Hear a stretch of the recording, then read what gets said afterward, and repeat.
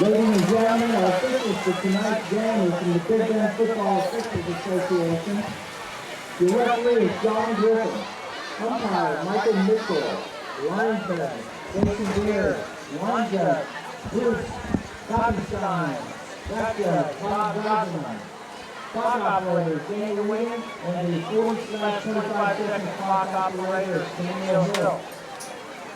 Big Bend Football Officials Association desires to provide fair and competent officiating services to the participants of every contest. Help us get better by providing us with constructive criticism at our website, www.bbfoa.org. If you feel a copy of your game plan will help us, we encourage you to please send it to us.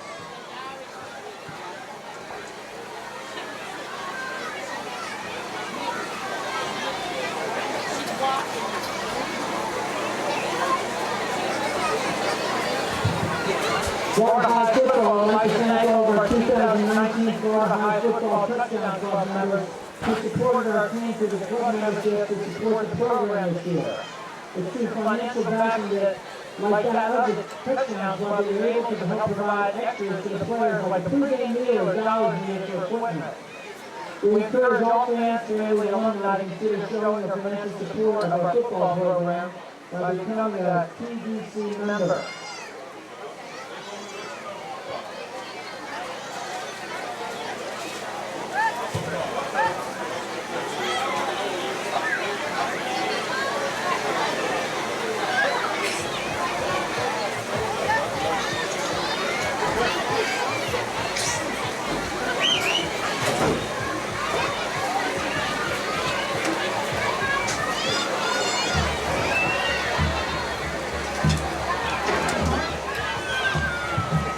Florida High Football Touchdown Club would like to thank and recognize Parish Services LLC of Tallahassee, our Super Golden Middle member for their sponsorship this year of the Florida High Football team. Florida High Football would like to thank the Laird of the Plains family for tonight's pregame meal.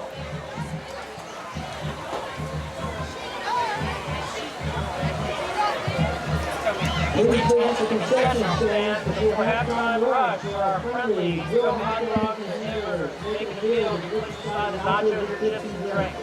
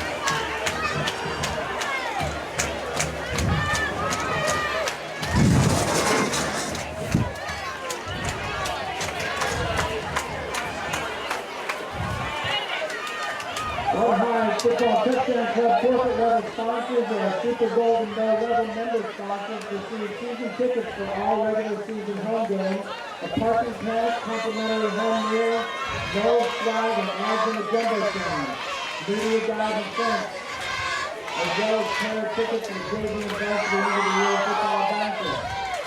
Please visit and like the Florida High Football Touchdown Club group page on Facebook to stay in touch with current events, Florida High Football, and the TDC Club, volunteer and fundraising opportunities. Please follow us on Twitter at FHTGCLUB. Thank you. Back to receive for Florida High, number 3, Amari Harvey, and number 2, Greg Donaldson. Well, we get right here. Last time we were in Boot Hill, now we're at Florida High, getting ready to see 2 weeks in a row Florida High football, but this week they have Gaston County Jaguars, Coach. Yes, sir.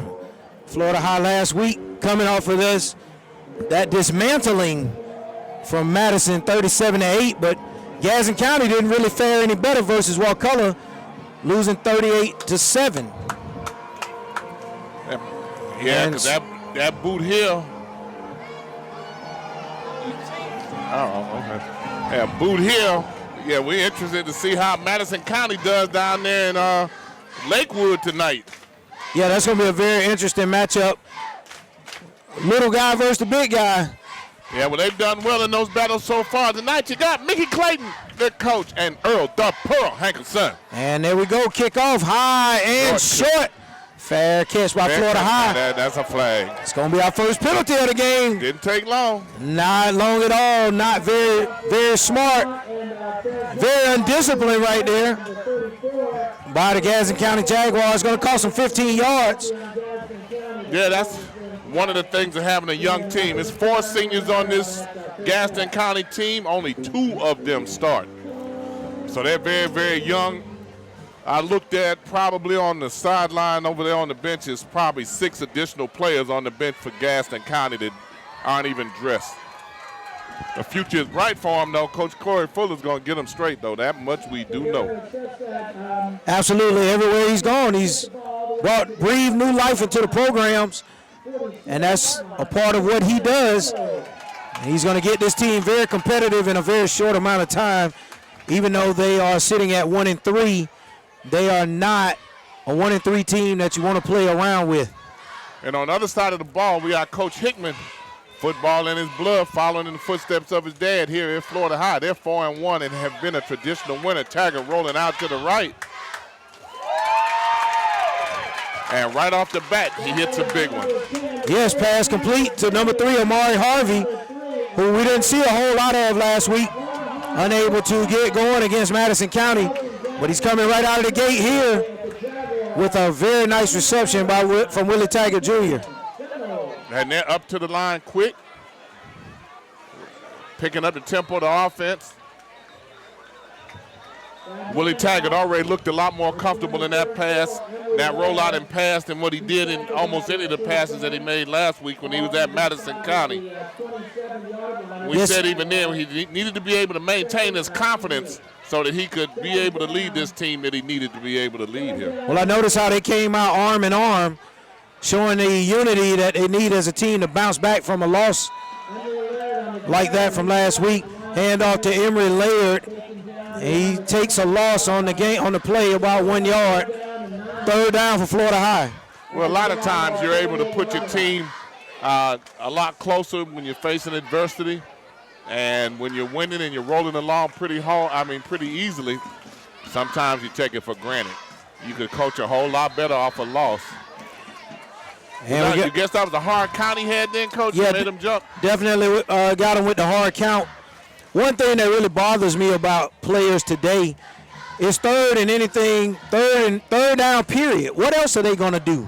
They're going to try to draw you off first. Have enough discipline to sit and wait on the ball to be snapped as opposed to listening to sound.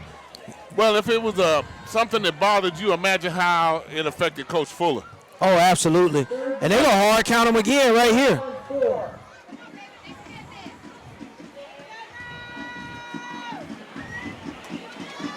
Taggart keeps it. And turn the corner. Out to the left. He's going to pick up a 1st down very easily there.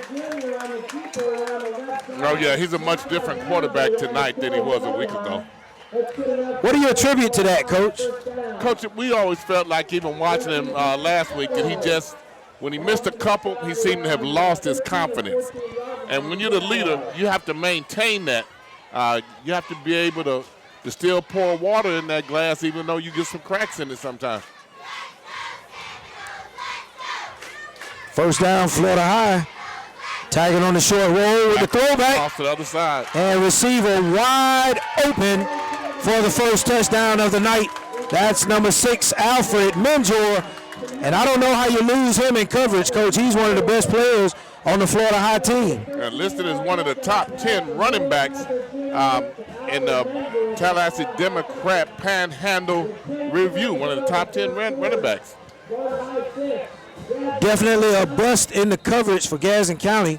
What they did was they took advantage of the aggressiveness of the, get ready to call him Quincy Shanks, of the Gadsden County High School defense and got everybody running to the ball and made something that they picked up. Coach Hickman and his staff watching the tape and made an easy toss back across the other side of the field. Florida High had a penalty on the extra point try. So they're actually bringing their offense back on the field. They're going to go for 2. And this attempt is going to be from the 7-yard line.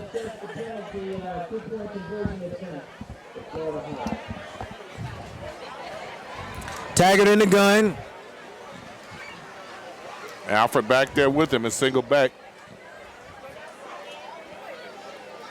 A lot of play action and roll to the right. And Taggart is gonna walk in the end zone for the 2-point conversion, but there is a penalty down.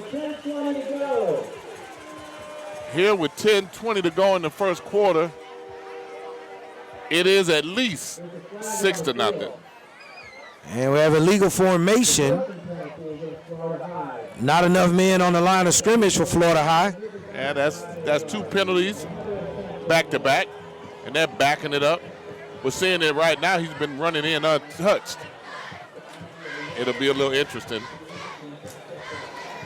Coaching staff seems to be a bit baffled by that illegal formation, but nevertheless, Florida High is going to attempt this 2-point conversion now from the 12-yard line.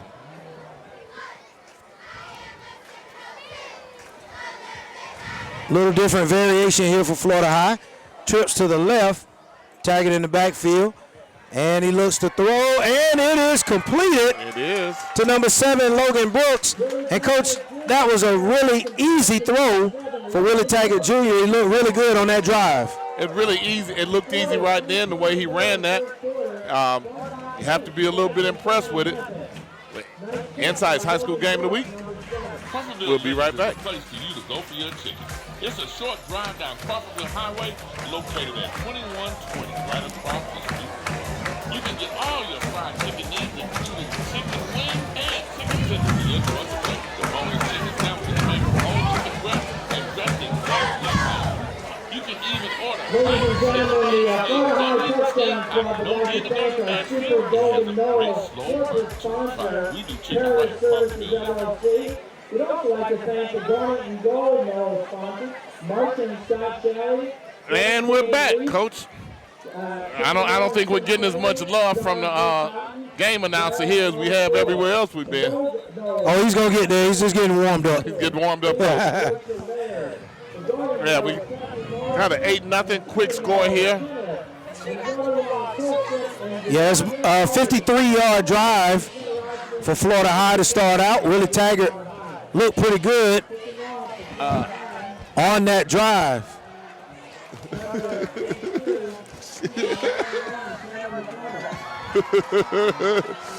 Oh, what he's supposed to be reading, my girl using over there to fan herself.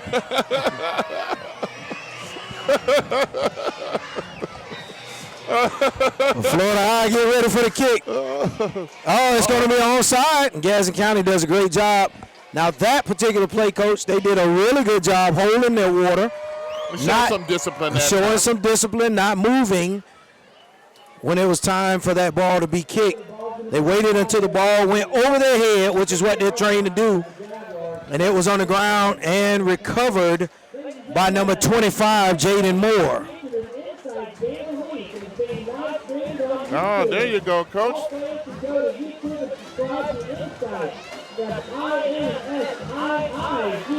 Ah, there goes the love.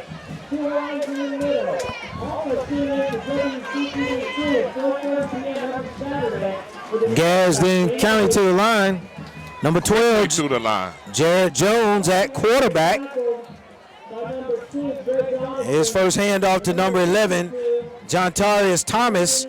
But what I was impressed with was number 15, Amari Harris, who made that tackle. He 5'10", 223. He picked him up. Well, that was a quick hitter by Gadsden County. Picked up 4 yards. They're running behind T.J. Lee, number 55, 6'3", 305. All-state last year as a sophomore at Godby. Transferred here to Gadsden, back where he's from.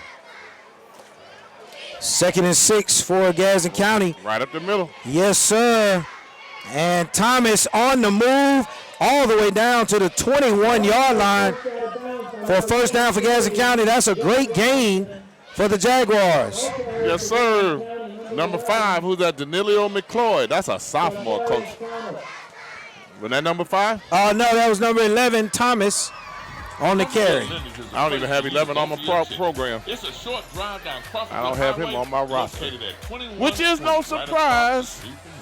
You can get all your fried chicken needs. Gadsden's moving the ball relatively easy, though, coach. Yeah, those first 2 plays on first down, hit him with a quick hitter for a 4-yard gain, and then picked up a major chunk of yardage on 2nd down. And again, behind that center. And this time, tackle made by number 20, Marcus Hagler for Florida High. Yeah, TJ Lee. Already been offered by Kent State, Florida Atlantic, Florida International, and Southern Mississippi. He allowed 0 sacks last year as a sophomore on that Godby offensive line. He's definitely a major player on the offensive line. We talked about that the first game we did against Ricketts, how big that line was, Coach. Young, no, but big. Here we got the pulling guard for Gadsden County, but unable to get any traction as Florida High was all over that. Tackle made by number 50, Travis Green. They're showing them at a 3rd down and 9 right now. And so where Gadsden County was able to get off to a pretty good start moving the ball, they've now had 2 plays that only netted 1 yard, bringing up 3rd and 9.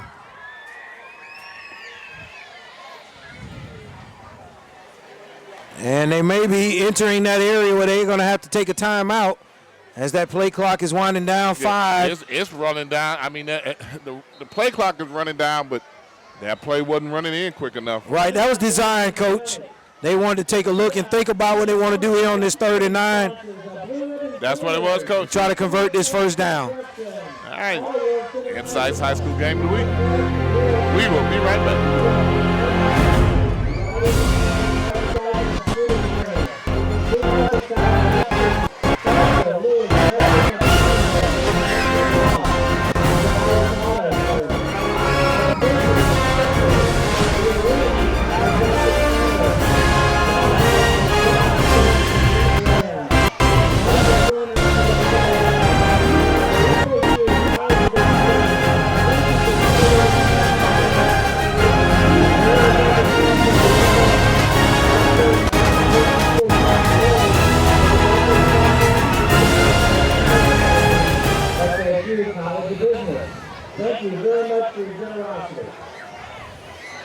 And we're back. Are you a little bit surprised with how easy they have been able to move that ball up and down the field on this drive, Coach? Well, they had a big chunk play, and where they were able to get around the right edge, and that's made the difference in the drive. They've really only had those 2 plays. Coach, sometimes it only takes 1 play. That's it. That's all it takes. 3rd and 9 for Gadsden County. Quarterback being flushed out of the pocket. You see if he can turn his shoulders. He's going to take off running, and he's actually going to pick up maybe 2 yards, which is going to bring up 4th and 7 for Gadsden County. And I imagine, Coach, that they're going to go for it. No, they're going to attempt a field goal. Bringing on the field goal unit. Kicker for Gadsden County.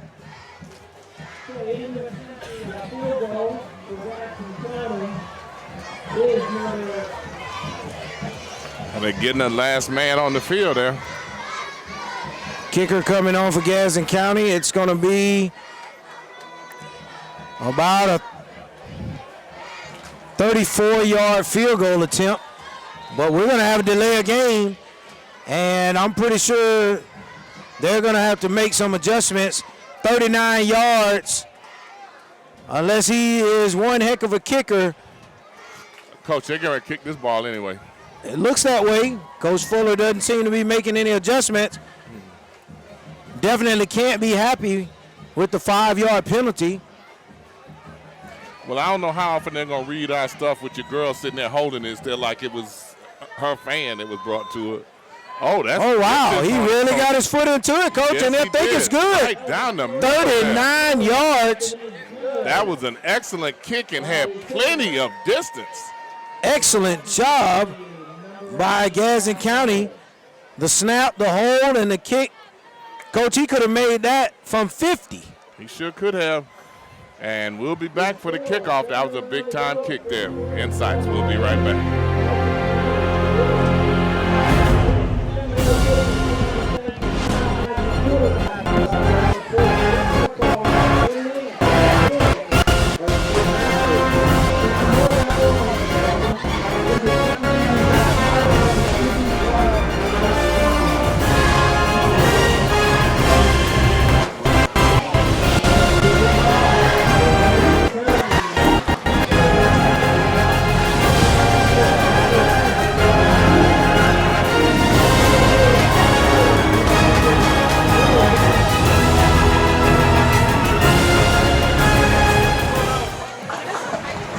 And there's Gadsden County with the kick. Oh, it bounces forward for them, and they're going to recover. Gadsden County. Number 19, Jaquez O'Neal on the recovery for the Jaguars. Now, that's a little bit of a surprise there. Well, I don't think Coach Hickman's too happy about that. Not at all. Florida High didn't react to the ball hitting the ground. Rule number 1 is you don't let it hit the ground. And then when it did hit the ground, they stood there almost in amazement, wondering if they should touch it or not. But did we not see them do that last week, Coach? Didn't we just see them do the same thing in Madison? Not much went right for them at all versus Madison. And not off to a great start right here. We made the same comment that they let one bounce and they almost didn't recover it. And the defense at that center spot, this between the center and guard, it looks like he kind of got in the wrong gap that time, Coach, that wrong hole. Yeah, they're going to do some things that they're going to press the edges of the defense, and then they'll try to come back up inside the right up inside the box, but they're going to have to get out on the perimeter, use that speed that Gadsden County has, lined up in the I formation, and now they try to run a little off tackle, but Florida High is right there. Short game, 3rd and 8. Coach, they're in field goal range right now. Based on what we just saw, they are definitely in field goal range. You have a 8-3 score, 6:08 left in the first quarter. That's the athletic director, Tyrone McGriff Jr., walking down the track here doing the Seminole War Chant. Good crowd here. This side of the stadium is completely full. Crowd really getting behind their team here. Gadsden County split backfield out of the gun. Twins to the left. And another delay of game. Coach, is that the 2nd or 3rd of the game for Gadsden County? 4th. Wow. 4 delay of game penalties is not a way that you want to continue to sustain your drive. Yeah. I agree with you there, Coach. That's going to back Gadsden County up 5. And now make it 3rd and 13.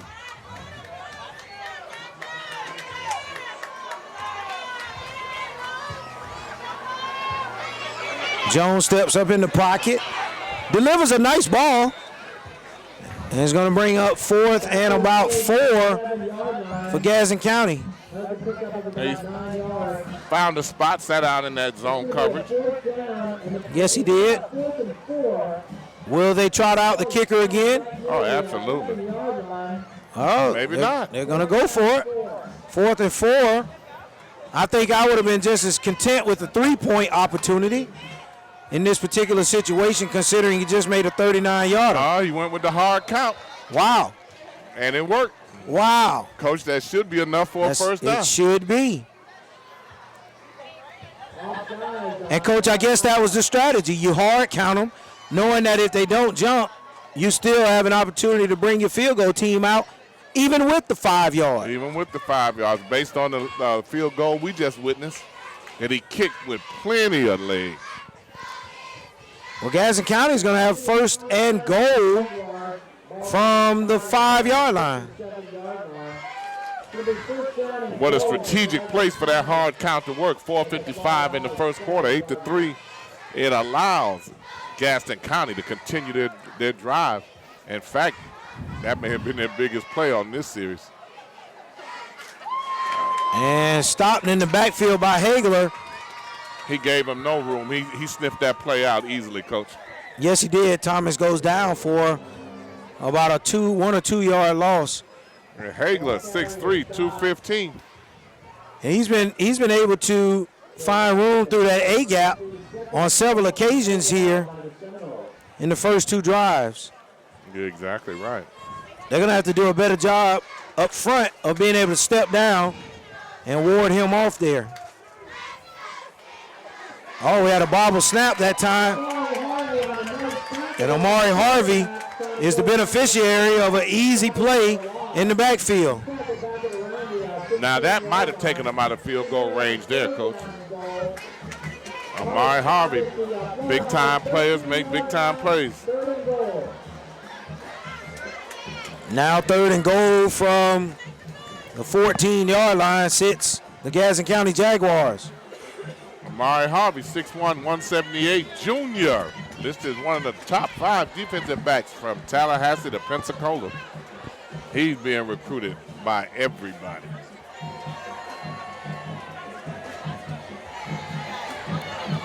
Jones on the run. He's got a man open. Did he hold on to it? I don't know. It was almost a great catch. And back to Amari Harvey, Alabama, FSU, Georgia, Florida, Auburn, Texas A&M, all trying to get him to come play for them. Yeah, definitely a dynamic player and plays on both sides of the ball. He does play linebacker and safety last year. So he loves to hit you. So we got a 31-yard attempt. And once again, wow, Coach. It is good.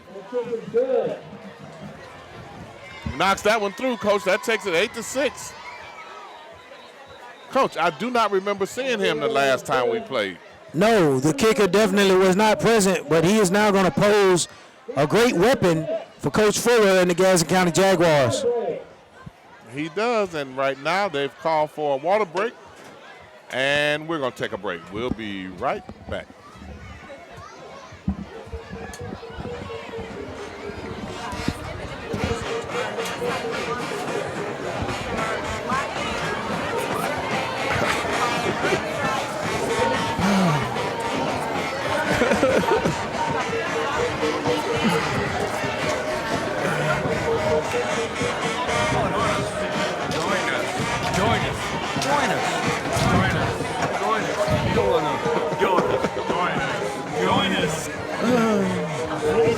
Shout out to Anthony Miller, who co-host, was with us last game against the middle school game.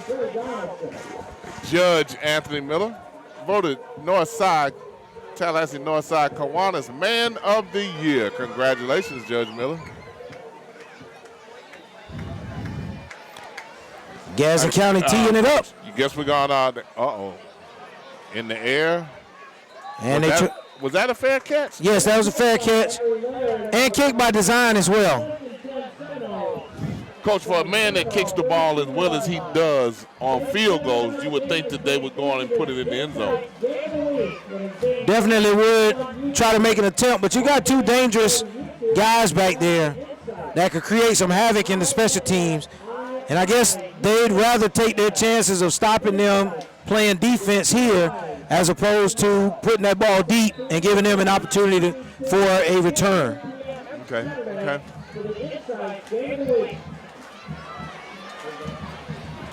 We're out here in the open air, Coach. Was that a complaint from you earlier, or were you glad to feel the air? No, I'm glad, Coach. It's 2 weeks in a row. Could we be blessed anymore by the great weather? The bubble screen, that's a popular play in the city, especially with Rickards and Godby.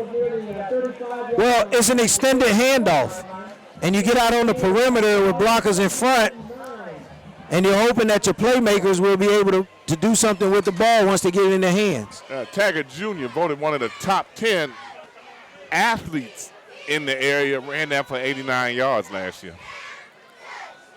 Trips to the right on the read is Taggart, and he is able to break through for a first down out to midfield. They're running him a lot more, Coach. Coach, I think that Madison County defense was just that good last week and able to corral him and stop him. You might have a point, Coach. They were flying all over the field. We got a wide receiver uncovered. Oh, they hand out to Laird. He's able to pick up about 4. How do you compare Taggart to Chris Beard over at Lincoln? Taggart to Beard? I think Chris Beard has more weapons outside that are able to help him in the passing game, but they're both pretty good with their feet. That's definitely for sure. And there's a height advantage that goes to Taggart, which will be a key factor in the recruitment process. You took the words out of my mouth there. 2nd and 7. 1:59 left. Taggart with the pump fake. Gadsden County breaking through the line. And almost didn't wrap him up. When they tried to throw him, he almost maintained his balance. Almost with that sack by Joshua Farmer on those plays right there. Quarterback has to realize what the protection is, 1, and where the height is, number 2, and be able to get that ball out of his hand. He went for the pump fake, and the Gadsden County defenders were right in his face. It would have suited him well to throw that ball away. They've been trying to set this one up for a minute. There's a screen, middle screen for Harvey. He's going to make the catch and pick up a first down, getting out of bounds. Coach Hickman trying to get his playmakers in space. So they were able to pick all of that yardage back up that they just lost. He did. And more. What's that, Coach? Madison County's defense is something that cannot be underestimated. Coach, they had them locked down. They had them locked down on the perimeter, on the interior. There was nowhere to run, nowhere to hide. Sure, that for Florida High. For a reason. We're gonna have a holding right there in the interior on Florida High. What is the key to what Florida High is doing, maybe the holding, in terms of being able to dominate that defensive line up front right now? What are they doing on the offensive line from Florida High that you see? Well, right now they're clearly getting a hat on a hat, number 1, and they're continuing to block and move to get themselves between themselves and the ball carrier. But I like what Florida High is doing with the multiple sets, as well as what they've been able to do up front. You're throwing a lot of multiple sets at Gadsden County, and they haven't been able to key in on what Florida High has been doing thus far. Okay. I think one of the things that's going to absolutely hurt Gadsden County is being down there twice and not coming away with a touchdown. Yeah. Yes, they converted both field goals, but you're not going to beat Florida High kicking field goals with 3. You're going to need some touchdowns to beat them. Yeah, you're definitely going to have to get in the end zone, but I don't know. And we see our athletic director down there with the cheerleaders. As we were able to get some shots of that, but he's down. He's trying to work with the youth of Florida High, and that's what they do a really good job of over here, K through 12. Gadsden County once again putting pressure on Taggart and doing a great job of it. That time by number 28, Jamar Knox, who was a transfer as well from Rickards High School. No wonder. 28, he came over to me before the game started and shook my hand. Yeah, very, very mannerable young man, absolutely. And I said, Jamar. Now you said from Rickards. That explains it. He came over in pregame warm-ups when I was talking to Coach and spoke. Second down and long. And we appreciate that.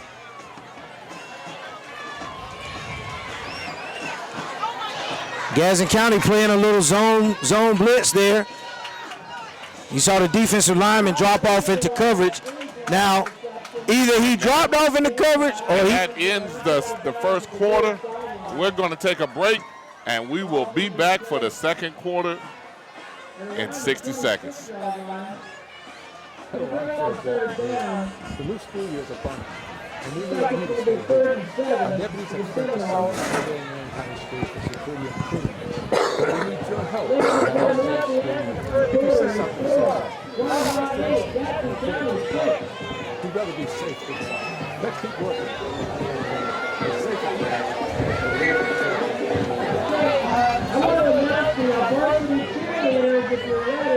And what was the point you were trying to make, Coach? yeah, right before the break, the Gadsden County defensive end, I really hope that he was dropping off into coverage because he didn't move off the line of scrimmage. So I'm going to assume that that was the scheme of the defense, but he did end up having a hand in making the tackle. Now, that's true. That was actually a pretty significant stop right there for Gadsden County because Florida High was pretty much getting whatever they wanted. Right. The screen game has really been working for Florida High here in the first quarter. And every time they lose yardage, they come right back to a screen, and they've been able to pick it all back up. And they're hopeful that they'll be able to continue to do that. But one thing about Corey, and we know this, he's a defensive guru, and that's his strength. That's what he hangs his hat on, that and his leadership skills as a coach. So he makes a lot of adjustments on the defensive end. Definitely no question about it. The defensive prowess and the motivational skills that Coach Fuller has have been on full display. We just saw this team play 2 weeks ago, and they really held in there until something really good happened for them, and they ended up winning that game against Rickards. And you could tell the difference that he's made within this ball club. Third down for Florida High, and a big game by Alfred Menjor as they attack the Gadsden County defense. He was able to get a head full of steam and hit the line on high. Florida High quickly back up to the line. Tag it under center. There's the read and the pitch out to Menjor as they ran the option. That was not a bad play right there. Nice positive yardage for Florida High. And once again, another multiple set, Coach. You had an opportunity to see something different, give the defense a different look. Isn't this a third down, Coach? This is, I thought it was second and short. I saw a second, but that was Menjor picked up the first. Now tagging on the rollout. Boy, he just changed gears then, Coach. I wish he had made a quicker decision earlier. He probably could have scored. Watch on his move. What he does is slows down and wait for the defense to come to him. Right. Then he makes his move. Yep. He's looking for those receivers to try to get them involved in the action. But they're being blanketed right there. You got to make a quick decision.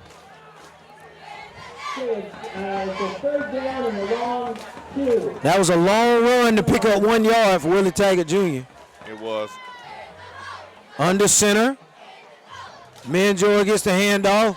Good pursuit that time by Gadsden County. It is. I think he might be a bit short of the first.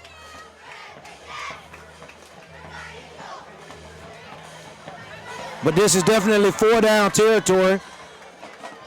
Well, he got the first down. I thought he was signaling a first down, but it didn't look like he had picked it up. He just got enough.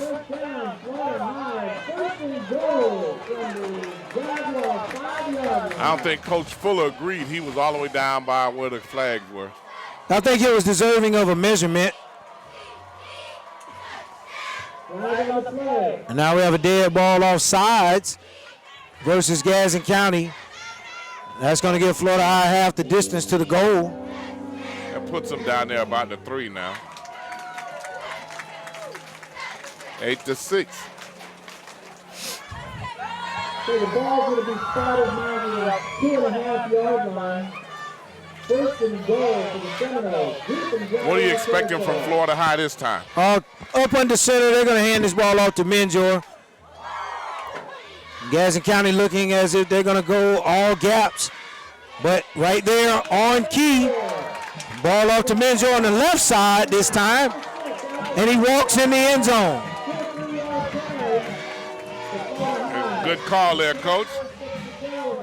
Makes it 14-8. I'm sorry, 14-6.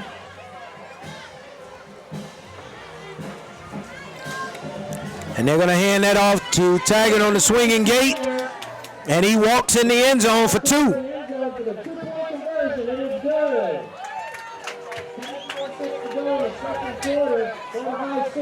That makes it 16-6.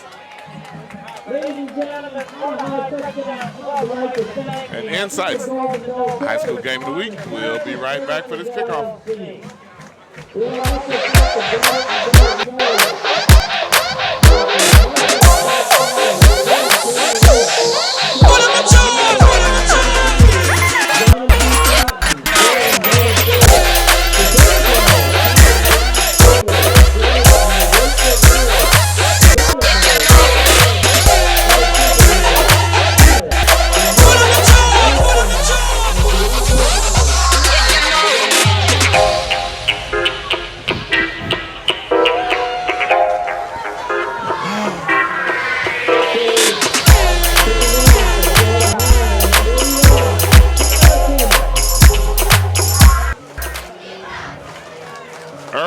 The Pearl, Hankerson. You're a funny guy. You're a funny guy. I'm not going to say anything, Coach. You don't need to. You don't need to. My face said it all. Said it all. We apologize for you out there who can't see what we see. But what we do see is a kickoff from Florida High, and Gadsden County had a little difficulty getting on that football. That looks like that's the plan now on these kickoffs. Yeah, both teams. They're really content without kicking it deep and trying to hopefully be a blunder by the opponent. I would agree. There's some good games going on in the city. People have asked why we're not in Georgia covering the battle of the champions or whatever it is. Very easy. We've not been approved to go over there, neither one of the high schools. So we go pretty much with the schools that have wanted to work with us and allow us to come on campus. Now we can pretty much go to a lot of places, but the schools that helped us start our program, those are ones we stay with. We go with the ones we brought. And these are 2 of the original. They absolutely are. They absolutely are. I didn't think you knew that over there, Earl the Pearl. Absolutely. I just believe loyalty is important. Even though it might not be shown to you all the time, we try to exhibit it. Second down for Gadsden County. Oh, and running back able to find some room up in there. That's number. An excellent hit, but they hit their own man. They did. I saw that. I got crushed. Tamari Paramore on the carry. Florida High taking some friendly fire there. 3rd and 1 for the Jaguars. Jones in the gun. Back offset to the right. Hand off to Paramore. He's going to have to get upfield. And he does, carrying defenders. And he's going to pick up a first down. And check that, that's number 6, Kendrick Debron, picking up the first down for Gadsden County. On individual effort, Coach. Yes, he was strung out to the left, and he needed to get his foot in the ground and get upfield, and he did just that at the right time and was able to pick up the first down on a great effort. Yeah, the yards after contact, he probably got about 7 to 8 yards after contact. Some of it running backwards.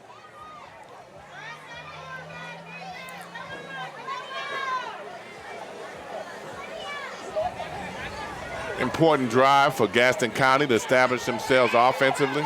Jones dropped back, flushed out of the pocket. Oh, he is able to make a really nice move getting out on that right edge. He's a young man that once he turns that corner and relies on his athleticism, he makes things happen. We saw that against Ricketts. Yep, Jared Jones, able to pick up about 6 yards on that scramble. Well, Coach, the 6 yards he gained weren't as impressive as the 10 yards he could have lost originally. He outran the pursuit there. Coach, he hit a different gear. He really did. He caught an extra burst when he got to that sideline. He sure did. So Jones made something out of nothing there. Now puts him in position 2nd and 4. Coach, that looks like another first down. What's the difference, Coach? It was going to be just shy of first down. But the difference tonight, I'm assuming, from the other 2 weeks. I don't know that was a good mark. That's right there in front of us. It was a little shorter, third and short.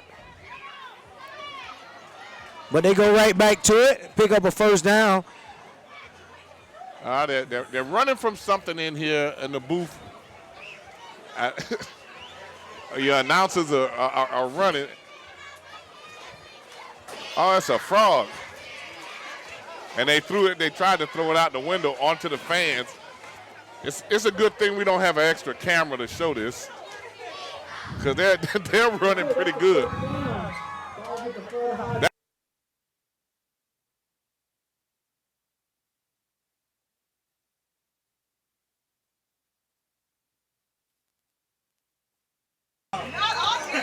And we're up running. Oh, nice screen by Gadsden County, and that goes out to number 5, Danilio McLeod. He picks up a first down. Coach, getting back to the question you asked, Gadsden County is looking really much more productive tonight offensively than we've seen them. Well, they're mixing their plays up a little bit better the second quarter than they did the first quarter. I was just getting ready to say that. They're having opportunities where they're getting their playmakers out in space and being able to get some positive things going. Not on that play, though, as Hagler back in the action with the stop. And that's the first time this drive that the first down play didn't net them at least 5 yards. Their first down play had been setting up second and third because they had been getting chunk plays in their first down offense. Now they have to go a little bit deeper now. See what happens now, Coach, with a 2nd and 10. This is where they bogged down a couple times once they've gotten the ball down here around the 30, 35-yard line. Right, and had to settle for field goals. I think the tackle got an early start, but that was really a late flag by the official. He's got to be a little quicker and more decisive. But we did have a false start on Gadsden County. You agree with the call, Coach?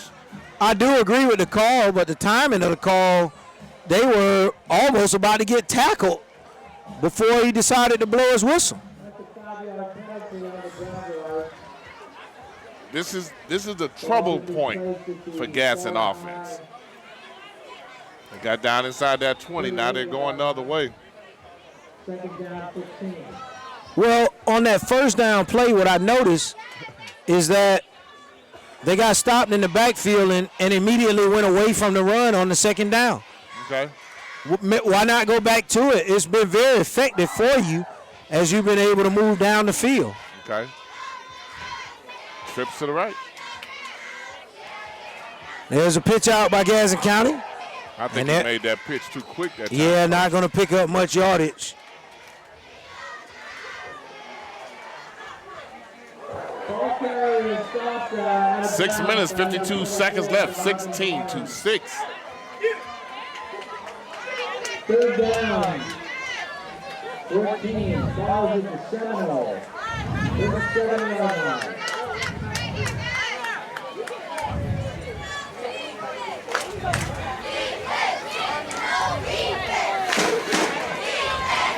3rd and 14 coming out. Gadsden County looks over. Doing a much better job this time of getting the offensive play in. The quarterback was shifting, but it's down to 5 seconds. Yeah, we're going to shift the formation. And he's going to throw it deep, and that's going to fall well incomplete. Great job by the Florida High defense. It was. Gadsden County took a shot there, but Florida High was more than well ready for it. They were. And had great coverage by Amari Harvey. They're going to try and kick a field goal here. I hope not. Why not, Coach? Absolutely not, Coach. Okay, why You're not? talking about 54 yards. We got NFL kickers can't make that. Just ask my Miami Dolphins. I'm going to be silent now. If he made it with the Dolphins, they would have traded it. That's about right. Jones back to pass, and that play is broken up by Florida High, and they're going to get a stop on downs. At their own 37-yard line, it'll be a 1st and 10 Seminole. I still like his arm, Coach. For a water break. And it's Insights. We were showing the cheerleaders, but it's Insights High School Game of the Week. We'll be right back.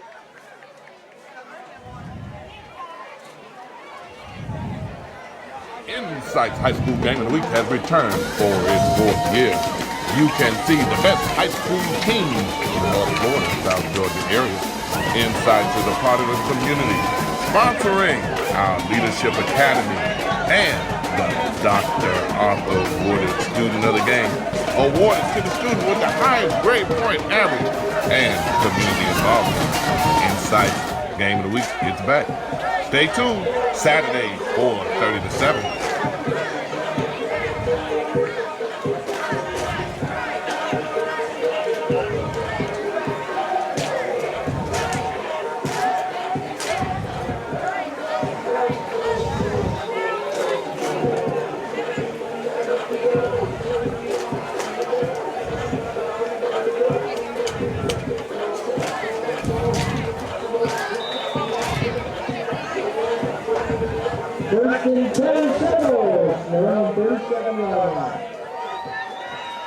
And we're back up under the center there. Picked up about 3 or 4. Number 15, Taylor Gilly. Takes it to around the 41-yard line of Seminole. It's going to bring up a 2nd and 6 for Florida High. Well, I appreciate y'all with the text messages. Y'all are helping me when I can take a minute to look at it. Taggart, 2nd and 6. Taggart in the gun. Just a handoff right up the middle. And picks up a few yards for Florida High. Yeah, it said quarterback Kalen Newton may not play Saturday. May redshirt. So it said he's weighing his options about his future.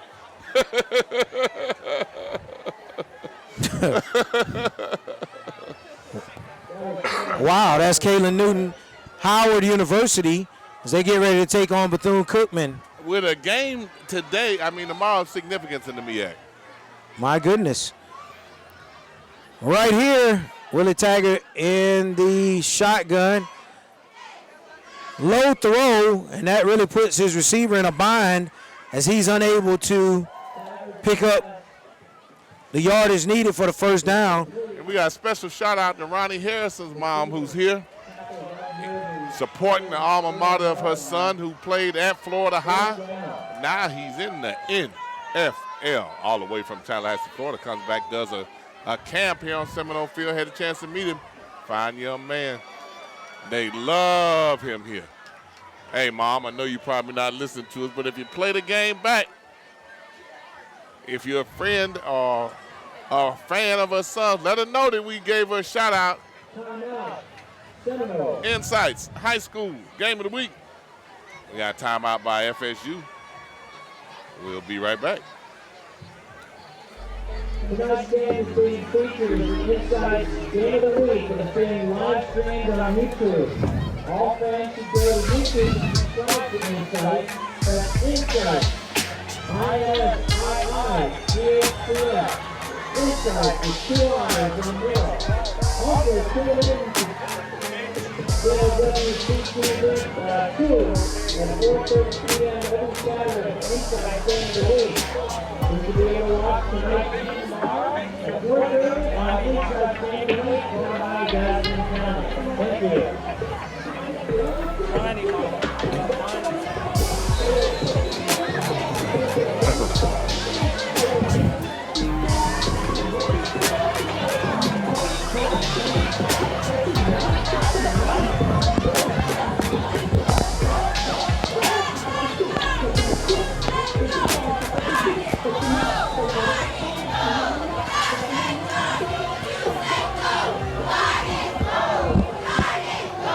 And we're back.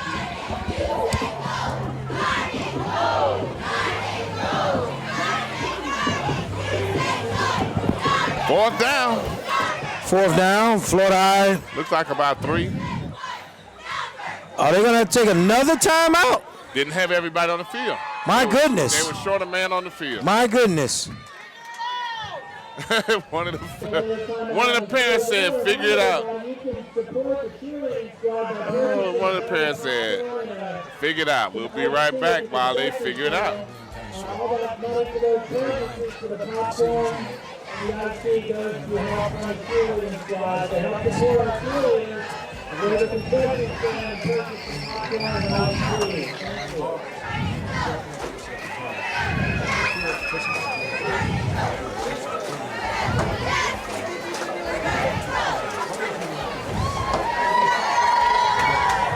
Okay, fourth down, punting situation.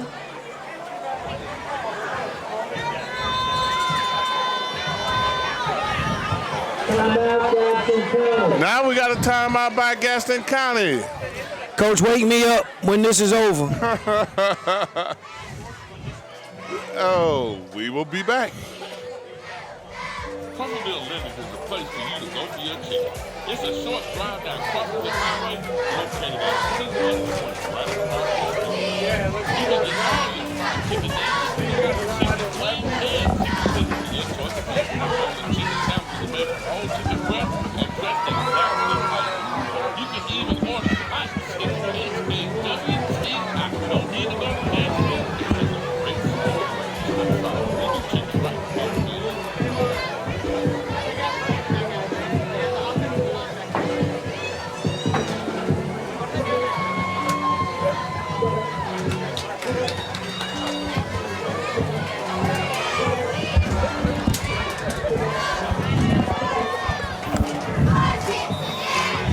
And we're back. Florida High is actually going to go for it now. Offense on the field. It is a surprise to me, and that's why. I just don't understand that particular call by Coach Hickman. Punt the ball, play defense. You have a 10-point lead right now. And I think GADSDEN County called that timeout expecting some trickery of some sort. Okay. Here we go. That's why it's football. You never know what somebody's going to do, Coach. Have a lot of fans up here that were definitely unhappy with that call. And I understand why.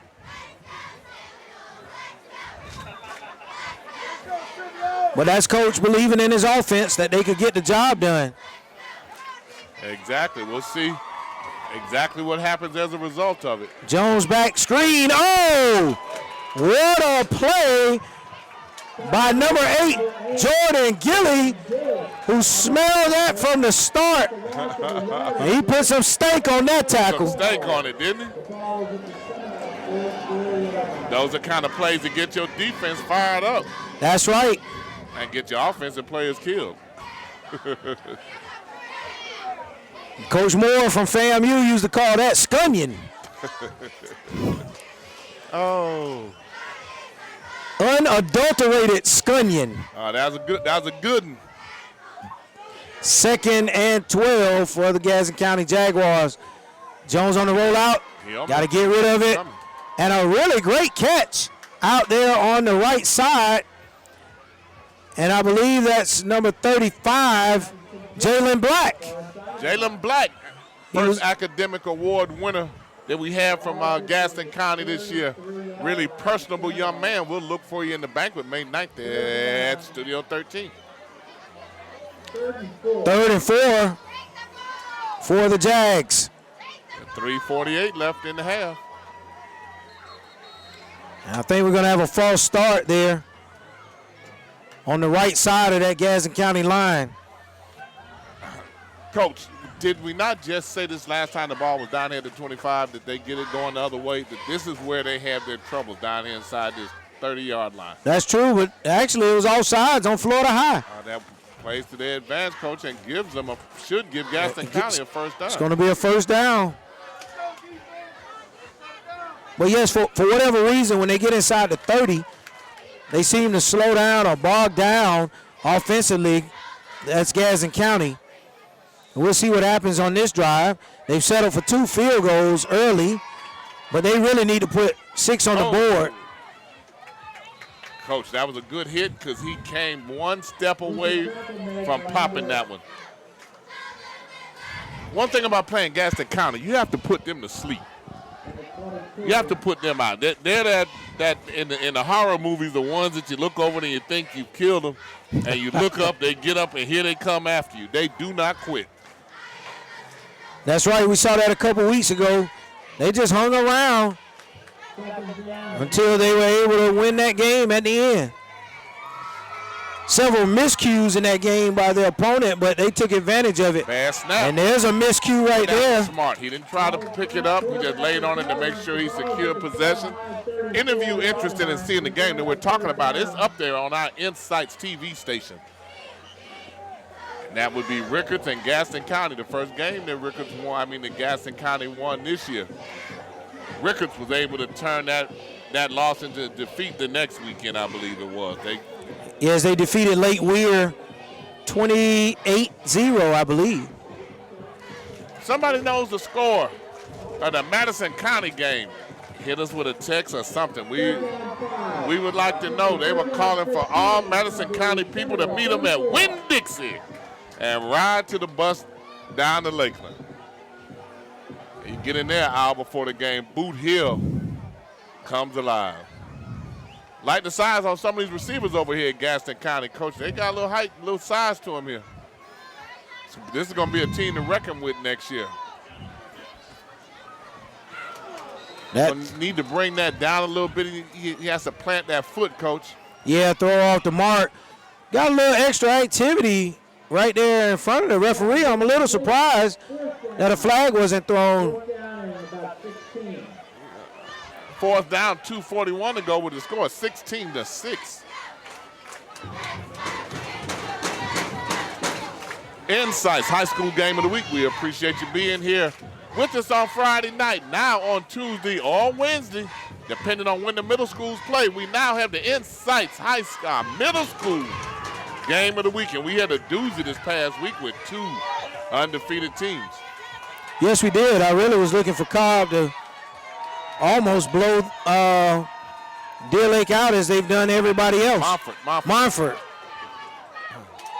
Once again, 13-0 score, and we probably in 4 or 5 days have received right about 750 hits on that game. Wow, that's amazing. It's amazing. That's amazing. You, the fans, have us doing the middle school games, covering them because of the outstanding support those games have gotten. We've had 2 of our middle school games with over 1,000 people on them. We don't have a high school game yet that has received the support that the middle schools have. And we appreciate that.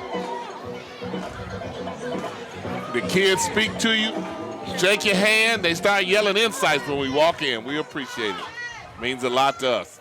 We appreciate the love. 1st and 10 for Florida High. That's Minjor. Minjor wrestled to the ground that time.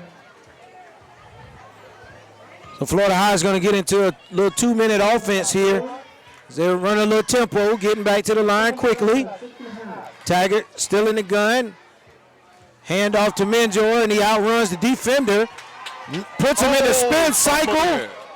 Fumbles the ball, but able to recover. That last hit, it slid out of his hand, and while it was in the air, he caught a hit and was still able to secure the ball. That was a pretty athletic move right there. Very fortunate for Florida High that Menjor was able to get back on that football. Well, Taggart actually was trying to pull the ball back from him, but Menjor saw something and took it from him. Taggart was trying to pull it back. We're under 2 minutes. Florida High at midfield. Marching all on the ground right now.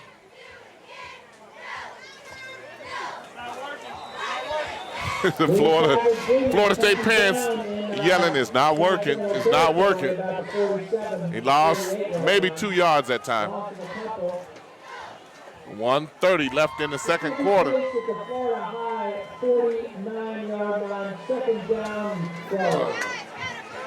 Boy, the coaches were jumping on Gaston County, taking their time, making that defensive substitution and jogging off the field.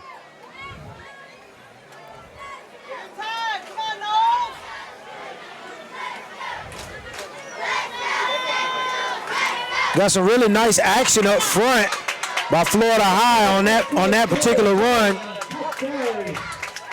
Had a little trap coming from the right side, and you had the guard really getting up to the next level and climbing to the linebacker on the left side. Yeah. Really good by Florida High. Taggart on the end. And Taggart takes that run to the right side out of bounds. On third down, he's going to pick up a first down and stop the clock. 39.5 seconds. Florida High on the move, marching. They're down to the 32-yard line. 16-6. A score would be very significant for them at this point. 39.5 seconds to go. They're going to have to take a shot at some point. The conditioning of the Gaston County team is a lot better than when we saw them earlier in the season. Taggart drops back, calmly gets the ball out to Laird, but it falls incomplete. I'm a bit surprised by the receiver going to Laird in that particular situation. Why were you surprised on that, Coach? Just not a speed burner, but he's going on a deep fly pattern. So definitely not able to gain any separation from the defender. And as a matter of fact, Gaston County had a better opportunity to catch that pass than Florida High did. You got 2nd and 10. Thank you for that, Coach. That screen play had been successful for them in the first quarter. Yep. And we've got a flag, penalty flag in the backfield, personal foul. Roughing the passer. Roughing the passer on Gaston County. That is a major penalty right there. And at this point in the game, for that to happen and put them 15 yards closer, Coach. Coach, I tell you one thing that I've seen, they were running a screen to the right. They faked the bubble to the left, but Florida High really didn't put forth a whole lot of effort to make it look legitimate. And so that's one thing that the coaching staff is going to have to make an adjustment with. Every man has got to do their job and do it at full speed. But that penalty is an absolute killer for Gaston County. It immediately puts Florida High in field goal position. Gaston County cannot afford to shoot themselves playing against Florida High. Timeout, Gaston County. And we have a timeout now. And one of the things we want to do is recognize our Dr. Arthur Woodard academic students of the game from Gaston County with a 3.2 sophomore. And we have Aaron Ford from Florida High with a 3.7. But Gaston County is Jasper Bodison and Aaron Ford with a 3.7. These are our Dr. Arthur Woodard academic student of the game. They are with the highest grade point average and community involvement at their high school. So we'll have a banquet in May honoring and recognizing these student athletes for their academic achievements. I think Coach, you've been there a couple times, Coach. I was going to ask you where you going to smoke that great brisket that you had. Oh, you got a good memory, though. Absolutely. Who can forget that? Oh, boy, I'm glad you feel that way because, it takes a long time to cook that stuff. Coach, I got to give you props on that.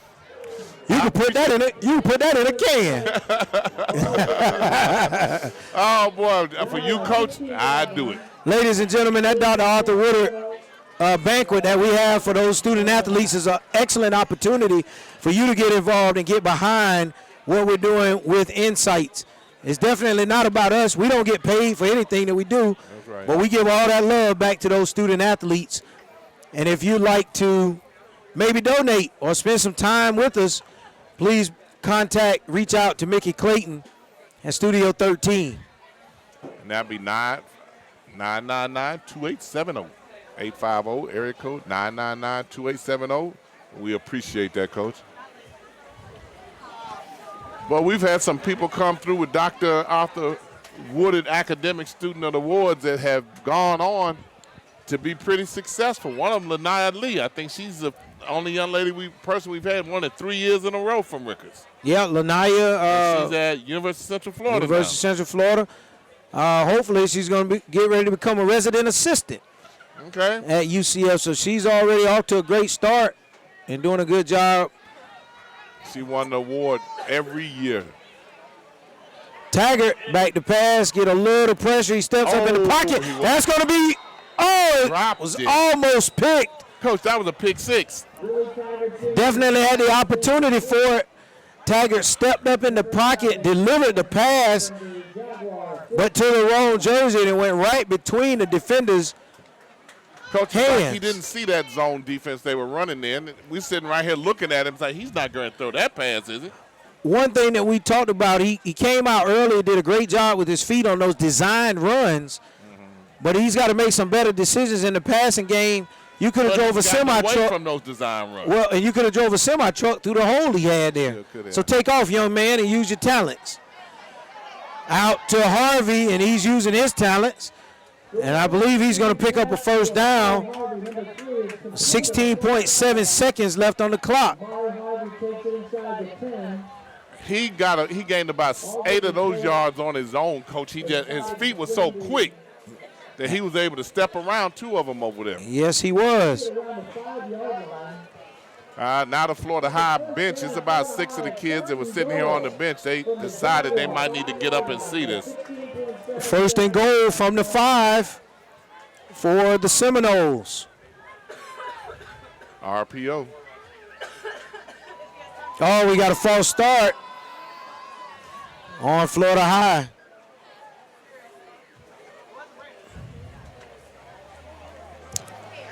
That's going to be a 5-yard mark-off.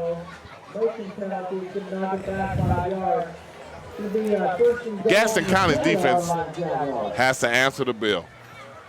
Yes, they do. I believe Florida High does have 1 timeout left. They took 2. Actually, no, they don't have any.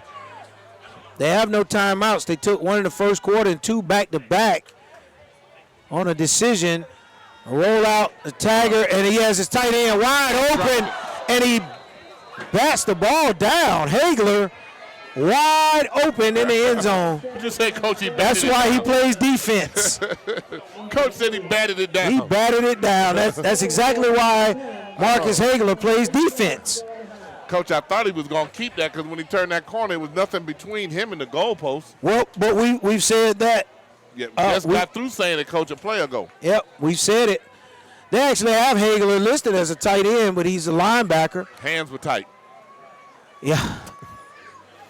He's going to dream about that all week. There's Taggart again on the roll. He'll probably keep this one. He's going to have to put his shoulder down though. He got a good head on. It's going to be they're not going to get anything out of this. Coach, they must have had 1 more timeout left. Yeah. Yeah. They actually did have 1 timeout left. That is my error because I thought Florida High had used all 3 of their timeouts. Well, they've used them now. I think you have to set up for a field goal in this situation, though. We'll be right back. Is a place for you to go for your chicken. It's a short drive down Crawfordville Highway, located at 2120, right across the street. You can get all your fried chicken needs, including chicken wings and chicken tenders in your choice of flavors. The boneless chicken sandwich is made with whole chicken breast and dressed exactly how you want. You can even order hot chicken bits and WT hot. No need to go to Nashville. It has a great slow burn. Try vegan chicken breast.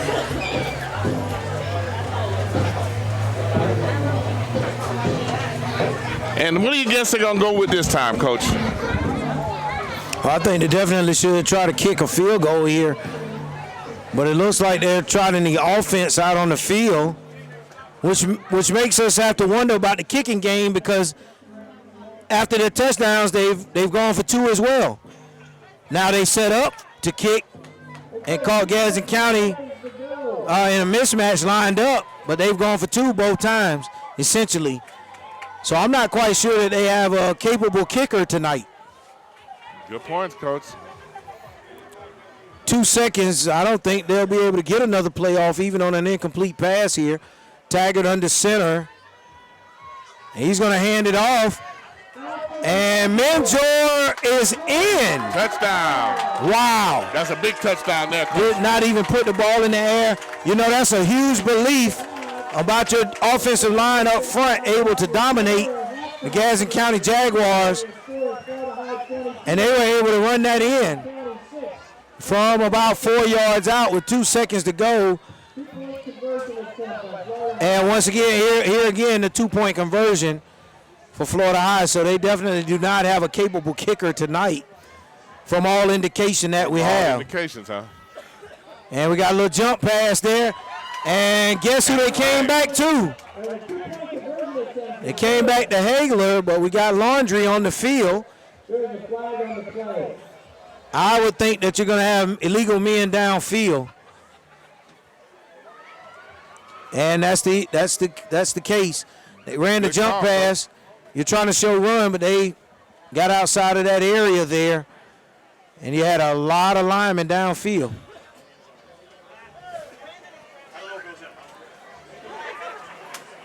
So they marked that off, and it looks like they're changing, so they look like they're going to try. Coach, no, you bring the traditional offense back out.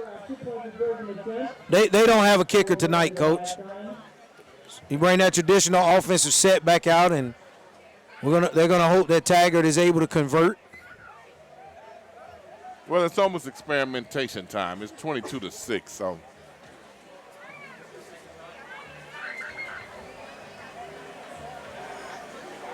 And the clock is showing 0-0. And delay of game by Florida High. I'm a little surprised by the amount of delay of game calls that we've seen tonight for both squads. Is that something on the teams, or is this officiating crew doing it a little bit differently? No, absolutely not. Those coaching staffs have to account for every scenario and get those plays in quicker, making those decisions quicker. Taggart under center. He's rolling out. He's looking for his crossing route. And he finds him, but a great play by Gadsden County to knock that ball incomplete. Oh, they delivered a blow on him that time, and was sitting there shaking his head. I was very curious about what was actually going on with that, Coach. So right now we have a 22-6 score, and it's Insights. There are many first We will be back with a show with the HBCU. There's a special place in the hierarchy of And education for this is HBCU some of it that we institutions for showed earlier educating today. the Go to our black website, students. INSIIHTS, Insights Black TV. families are And one of the traditionally things that we have that we're multi-generation, currently and working the on same is trying to thing teach and exists educate about on black college some of the campuses. historically That black is part of colleges the and success universities and the of black things that are colleges. doing. There's a they are commonality doing. between And we're talking family about them in values at home sports, but the and the sponsor structure and for framework this within the institution's segment nurturing network. is Game Day. If you've never been to be to or released visited a black as college, we you've prepare missed to out. release Nothing an is the same Insights on an app. HBCU Stay campus, tuned. just like New in things black are coming. culture. The friendships, the family atmosphere, and even the event of brother-to-brother conflict. institutes graduate numerous productive students into the world. But through all of this nurturing serenity, there's a time when all of this is tossed aside. That's on the weekend. Man, on the weekend, all bets are off. As black colleges turn up for a good time. Nobody does it like they do.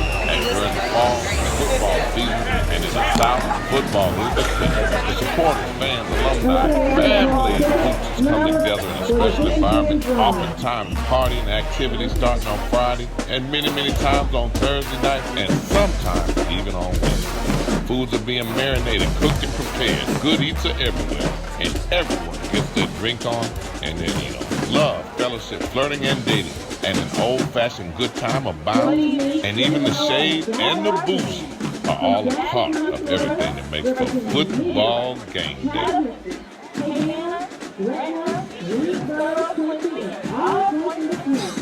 Please welcome the Gadsden County High School marching band. Isla Hill, first player in NCAA history to win 2 quadruple doubles. Plays for Grambling, 21 points, 16 rebounds, 13 assists, 10 steals. There are 10 steals with 52 seconds left. There have now been 5 quadruple doubles in NCAA D1 history, and this gal, Hill, has got 2 of them. Fantastic. Grambling State putting it on Arkansas Pine Bluff, 77-57. And featuring the marching band of Billy, here's the big tune, marching ace hit, out of my desire. First of all, congratulations to her. It was actually at a taco spot here. She seen it, and me and Swish was like, holy, like, that's impressive. It doesn't matter what level you at, what type of league you in, male or female, if you're able to get a quadruple double in any facet, obviously not with turnovers, but she did it with steals. Did you see her stat line at halftime? She had like 4 points, 3 rebounds, 3 steals, 3 assists. Like, and she went off in the second half, so big congratulations to her. Isla Hill, first player in NCAA history with 2 quadruple doubles. Plays for Grambling, 21 points, 16 rebounds, 13 assists, 10 steals. There are 10 steals with 52 seconds left. There have now been 5 quadruple doubles in NCAA D1 history, and this gal, Grambling State, putting it on Arkansas Pine Bluff, 77-57.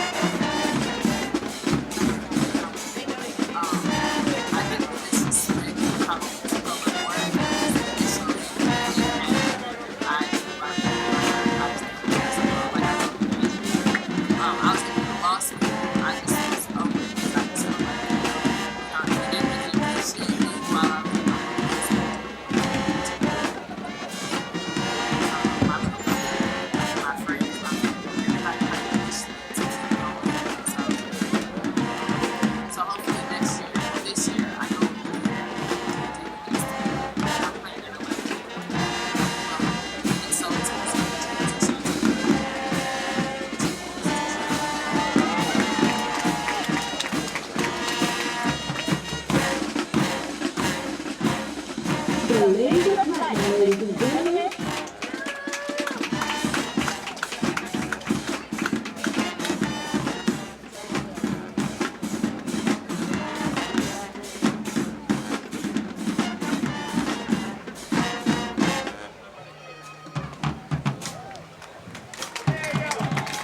And now, the heartbeat of the marching band. Here comes the drum.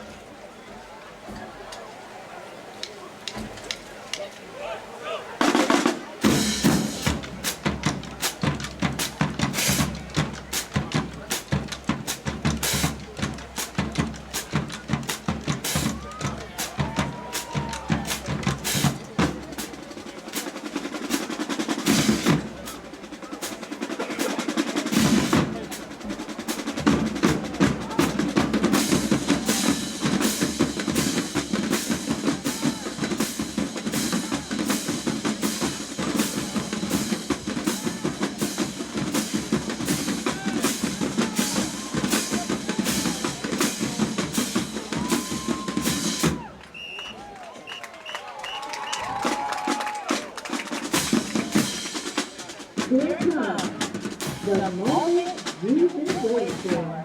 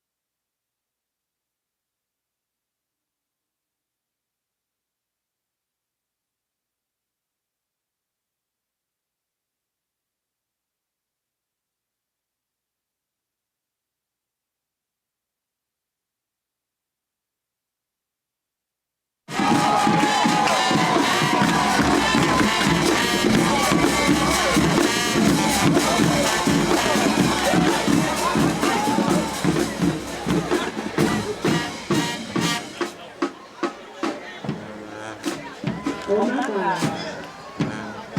We are that way, man.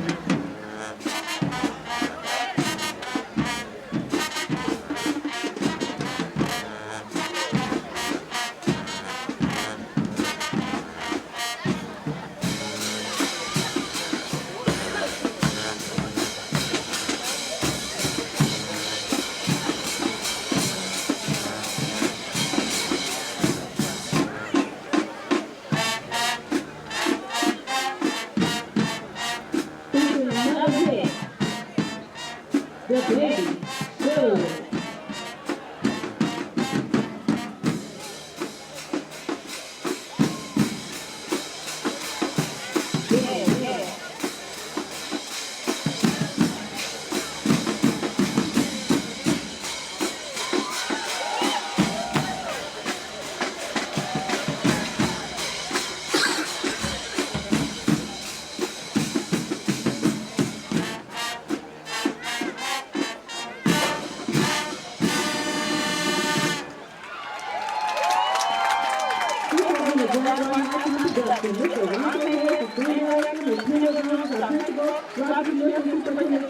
I am your auxiliary sponsor and announcer, Miss Ayana King.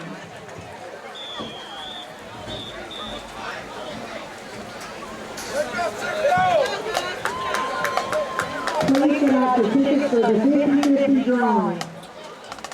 Once again, get your tickets ready for the 50-50 drawing. It's a red ticket. The number is 38406. Once again, it's a red ticket. The number is 38460. Please come to the press box to pick up your cash.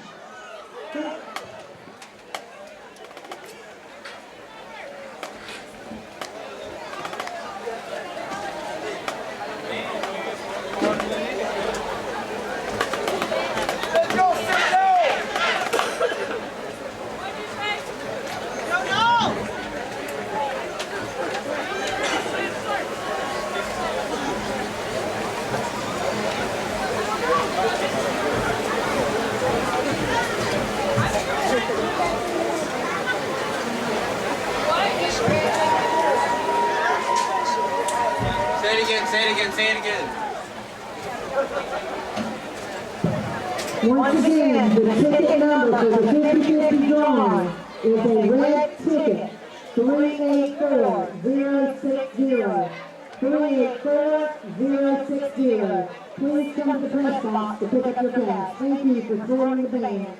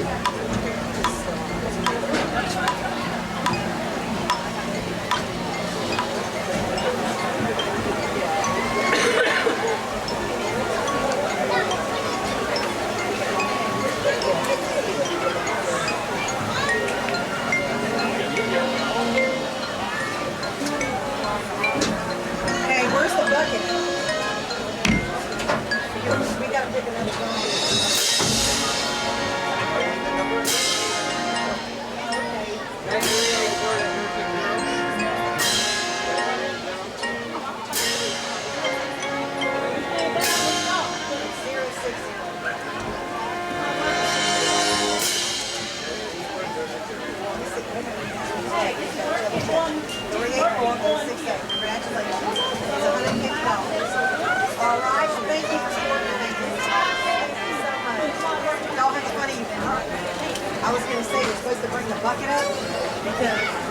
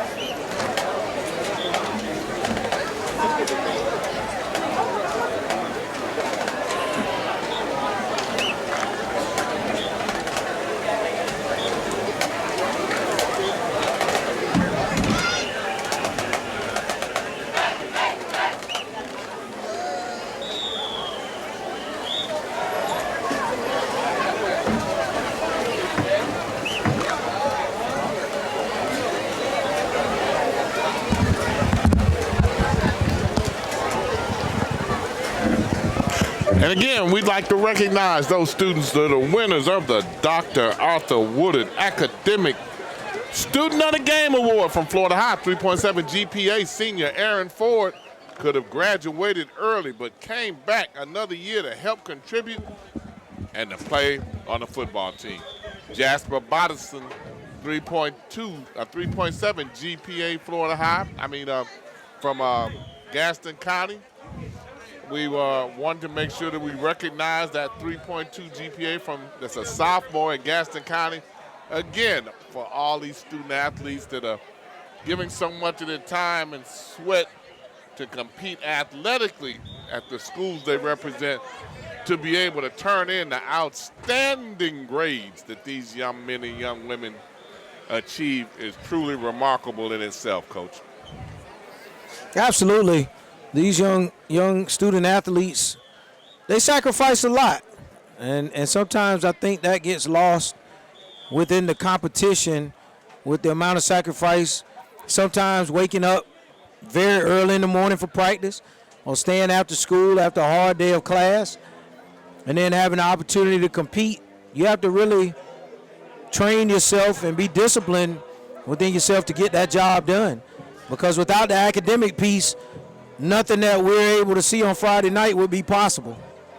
Well, in addition to that, from Ricketts has, over the years, has had the most attendees to our banquet.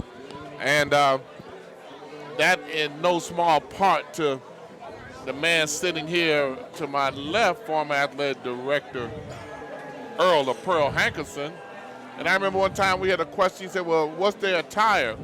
And he said, because it needs to be where they wear a shirt and tie. Every opportunity we can have for these young men to understand the significance of appropriate dress, we need to make sure that we do that. But right here from Florida High, we had Sarah McCracken. She's won it every year that she was there. She was there 2 years. Then she went to Vanderbilt, pre-med major. And I understand that the basketball coach was trying to get her to come out for the basketball team this year. We discussed it, she and I did, mainly because she was supposed to come speak at the banquet and ended up having to take some classes or take some finals and wasn't able to get back in time to speak. But she's an example. Destin Coates, who's now playing football at Georgia State, one of our winners from Ricketts in the past. So we've had some young men, some young women. We've had one from Thomasville who made the comment that, and I'm sorry, he was from Brooks County, said that when he got to be in high school that he was going to win it because his big brother had won it. So what we're trying to do more than anything else is instill in these young men and women that there is some good things that happen to them for being able to achieve the grades they do. As one couple told us that they were glad that we were doing that because they always emphasize the academic end for the student, and nobody else seemed to do that. And they appreciate us taking that time because it's the only award we give for the Insights High School Game of the Week is the Dr. Arthur Woodard Academic Student of the Game. And we can't go too far without mentioning from Leon High School, Dan Campbell and his parents. He's the offensive lineman and also played basketball and sent a thank you card, to which we're very appreciative. We got two, one from him and one from Lanaya Lee. Because in our last one, we even had Tallahassee City Commissioner Elaine Bryan in attendance at our banquet. Sponsored by the Woodard Foundation from Miami, Florida. Dr. Arthur Woodard, former Hall of Fame athlete and scholar in the Florida High School Athletic Association Hall of Fame and the Florida A&M University Hall of Fame, and achieved a PhD, was also the principal at Miami Central High School while being a Hall of Fame football player for the legendary Jake Gaither. And we're here for the second half. Start the second half. We've been stuck on that 39.6 on the clock for at least 5 minutes. Scored 22-6 going into the third quarter. Coach, what does Gadsden County have to do, and what is Corey looking for his team now? Well, we talked about them bogging down. Once they get inside the 30-yard line or so, they haven't been able to really get anything going beyond that. They've got to put 2 field goals on the board, but they need to be able to get that ball in the end zone.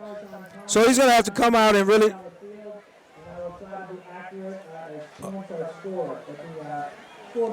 they're making an announcement that the scoreboard is malfunctioning. So they'll be keeping the time on the field, and they'll try to give announcements periodically. But Coach Fuller is going to That's Earl of Pearl. He in the middle of one of his rants, and we're trying to pick up the information. And before I could tell you what the man was saying, Earl listening there talking at the same time. Hey, we're going to give you the information. We're going to give you the information. I think, though, they have to continue to commit to the run once they get down, and they got to press those edges. They continuously try to run in the interior, but Hagler for Florida High is having none of it. This first drive is a key one for them to be able to gain some confidence that they can actually put it in the end zone. Florida High has kept them out of the end zone with their only points being put up by 2 outstanding field goals of significant distance. We both were a little in awe that they kicked it with ease and with 10 yards to spare. Jones under center. Handoff going to Thomas. He's able to pick up some pretty good yardage on first down. He hit that hole with a little quickness. At least he had a hole to hit. They haven't always been able to move the defensive line from Florida State. 2nd and 4 for Gadsden County. You see, this is only the second offensive play of the half, but already they seem to be getting to the line a lot quicker than they did during the first quarter.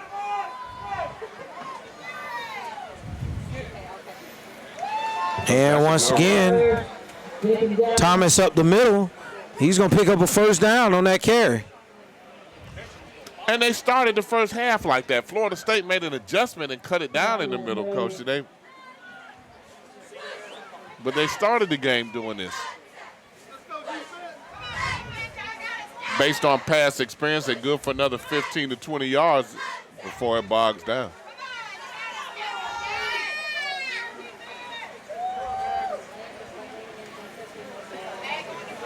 And it's a flag. Yeah, that time Thomas was swallowed up. I think we're going to have a false start, though, really, by Gadsden County. One of those receivers got an early jump out there for the Jaguars.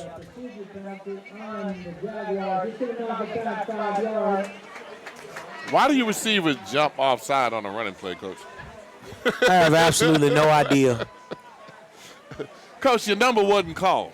And especially not coming to your side.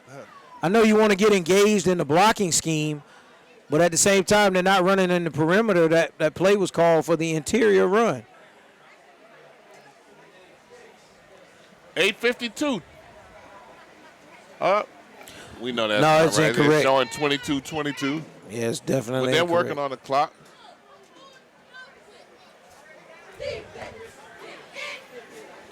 First and 15 for Gadsden County. First down 15. Good job. Well, toss to the left. That's the first time we've seen that tonight. It picks up about 9 yards. Yeah. That leads back to what we were saying earlier about trying to press those edges and get out on the perimeter.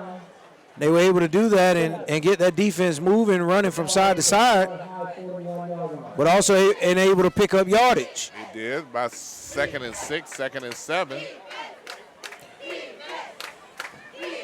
I think for Gadsden County to be effective on the interior, they're going to have to continue to stress Florida High on the edges.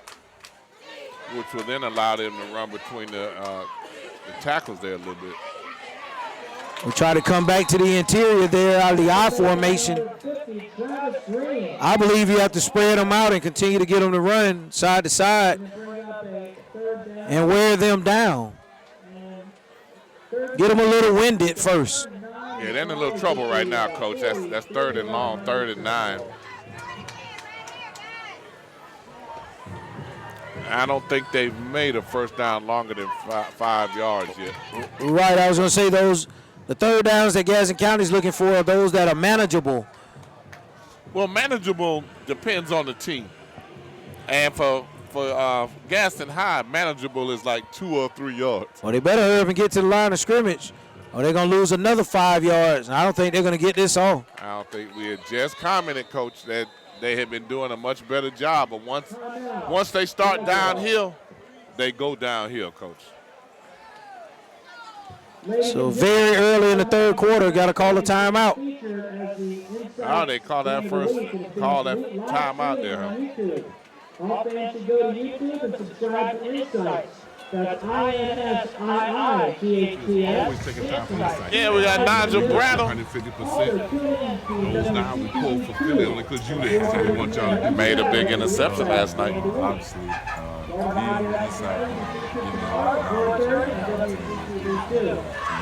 Good watch that game. Florida High football would like to thank all the 2019 Florida High Football Club touchdown members who support our team throughout the year. We would also like to thank the recognized Character Services LLC Florida High, a Super Golden Ball member for the sponsorship of the Florida High football team this year. And finally, we want to thank Florida High football would like to thank the Laird and the Clan families for providing today. And we're back with what was a timely timeout. But early. Yeah, definitely early in the third quarter. And we might be working over there. Looks like we got 6:35. Thanks, Todd. Got a little trap action by Gadsden County. It was a trap, all right. Just absolutely swallowed up by Florida High.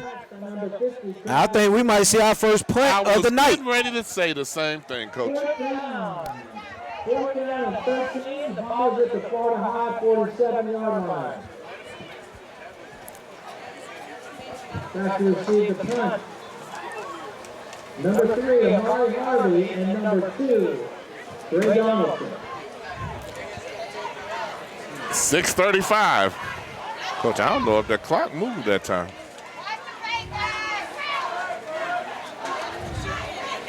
Back in punt formation there.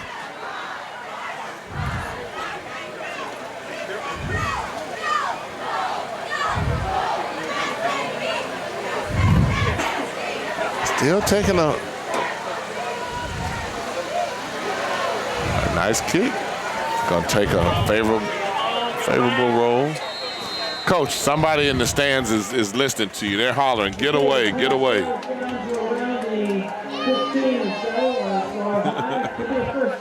Richard Jackson, we appreciate the shout out. You know you got the legend, Earl the Pearl, Hanker's son. We appreciate you tuning in. I'm just trying to keep it going, Coach. Keeping it in the middle of the road, as they say. You know, I almost cussed. All right, here we go. Florida High. I formation. Taggart under center. Another rollout. He's got a man deep, but he throws it underneath. And a great stiff arm. That by number 15, Taylor Gilly. Yeah, it took 2 or 3 of them to hit him, and they didn't get him down till he was way out of bounds. Yeah, I thought he would maybe take a deep shot there. He had Harvey running deep.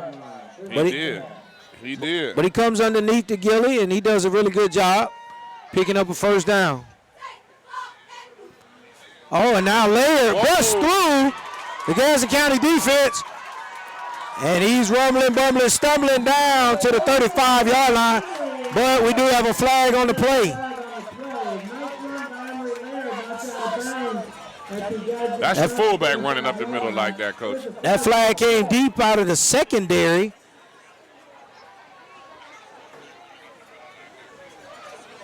And, Coach, you didn't make a prediction on what that call was? It's going to go against Gadsden County. And they had too many men on the field. That must have been them making a defensive substitution and not getting off the field. Based on what we saw earlier, Coach, they were kind of jogging off the field. Corey and his coaching staff were chewing them up, trying to get them to sprint to the sideline.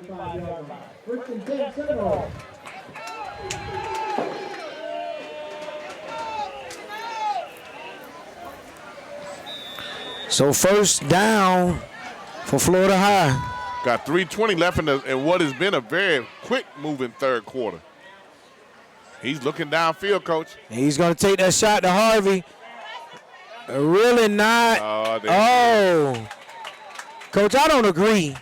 Ball was not put in a good spot. Receiver having to make look like two, three or four adjustments. 2, 3, or 4. I think everybody's just a bit sensitive about pass interference. And what pass interference really is. And what it really is. I don't agree with that particular call there.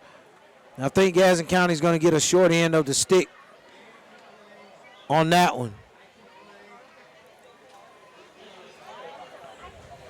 Coach, this is actually one of the better spots. Even though we're kind of outside in the open area, we have room to do the broadcast. And not with a speaker right in front of us like we've had with – that was Madison where we had the speaker almost inside with us, wasn't it? Well, no, the speaker was the lady cheering in front of us. Stop. That was the speaker. The one kept jumping in front of Miss B with the camera. Yes. The stories you could tell on each broadcast. People in Madison were good. They treated us well over there for our first trip to Madison County. At least to do football. We've been there to do basketball. Coach Allen Demps. Oh. Tiger has Logan Brooks wide open. Well, Coach, he fell down. Well, what I couldn't tell was if he got pushed down. 20-yard touchdown reception. Tiger to Logan Brooks. He's able to get behind the secondary for an easy touchdown. I don't think they can get any easier than that. Nice little simple pitch and catch. And the Seminoles in for 6. And as customary tonight, they line up for the 2-point conversion. And this game is getting out of hand. It is. It is.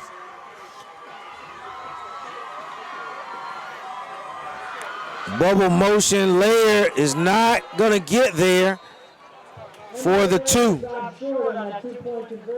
Looks as if Florida High is working on their trick plays now. Gadsden County 6. We are somewhere in the third quarter. 28-6. And Insights will be back for the kickoff. Crawfordville Lending is a place for you to go for your ticket. It's a short drive down Crawfordville Highway, located at 21 right across the street. You can get all your fried chicken needs, including chicken wing and chicken tenders in your choice of flavors. All the chicken samples are made from whole chicken breast and just exactly right. You can even order hot chicken wings and double. No need to go to Nashville because it's a great store. We do chicken breast. And we got a new show we've been working on. Insights, HBCU Sports.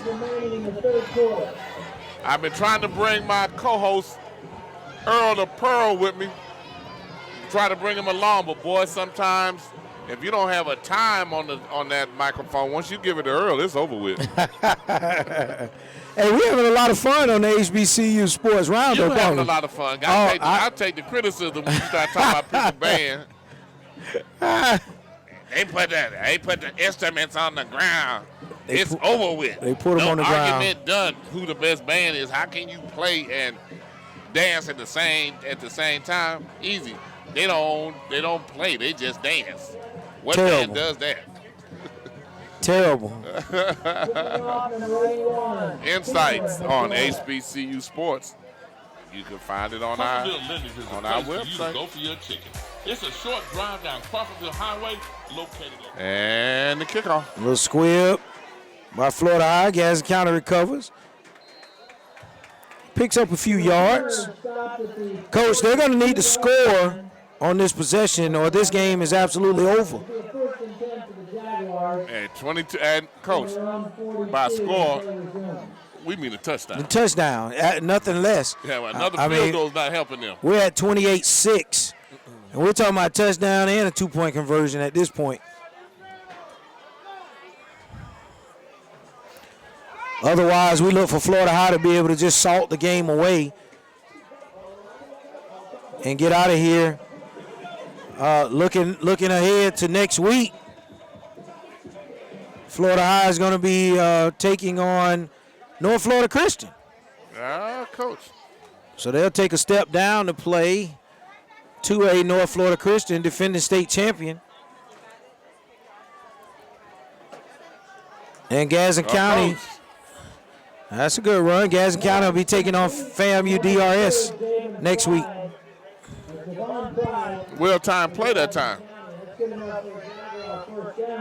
But that's nothing less than what we've seen tonight with regards to the first down plays. Gadsden County's actually done a pretty good job on the first down plays. On first down. Very good. Have you got anything there about Madison County yet? We're going to do some research. They got him scrambling now, Coach. Jones scrambling. He's going to pick up another first down. Quickly up to the line. Ball carrier goes up the middle for a nice pickup, and it's good enough for another Gadsden County. Though it's not necessarily showing in the record. You've heard it here, and you'll hear it again. Gadsden County is going to be a team that you really don't want to play next year. They're definitely going to be tough. No question about it. As we said earlier, Coach Fuller is going to motivate this team. After he's had them for a year, they're going to be able to really do a lot better next time. Next year, I'm sorry. Coach at the half, Lakewood 14, Madison County 7. They're in the game with them, huh? Yes, they are. Wakulla is on top of Godby right now, 25-15 in that district matchup. So we'll continue to get scores in and pass them along. Wakulla Godby. What's your thought on that one? Oh, definitely going to be an interesting district there this year. From what we understand, Wakulla is probably the better team in the district. Jones, 53. Leesburg, nothing. Travis Green and number 18 now score. 23 seconds. Third down, 6. Well, I guess our clock isn't working. Because it's showing zeros.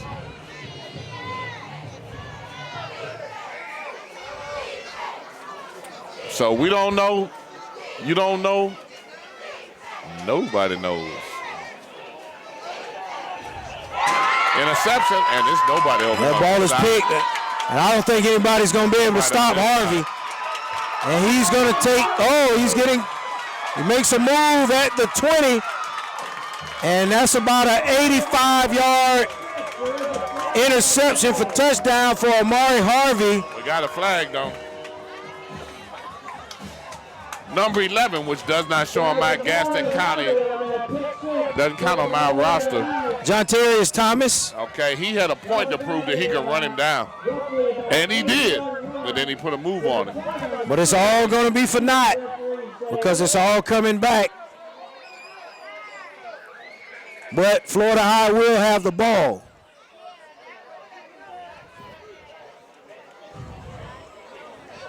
Gadsden's team standing on the field, right in the middle at the 50-yard line, hands on hips.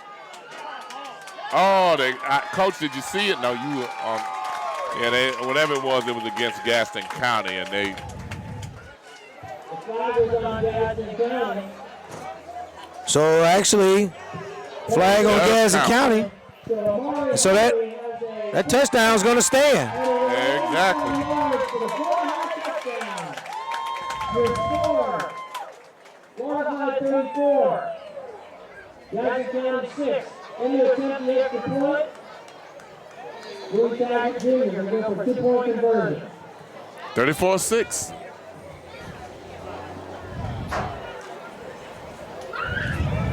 Let's go, Super.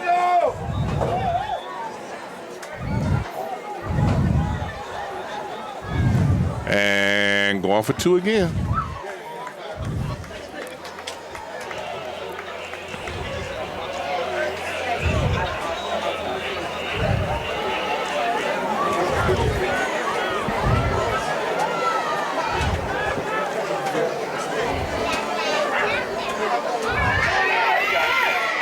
And is that Emery Laird into the end zone for 2? So 30-point lead for Florida High, Coach. And that runs it to 36-6. 4:03 to go in the third quarter. Florida High 36. Gadsden We'll be back for the kickoff. There's 4 minutes and 3 seconds to go in the third quarter.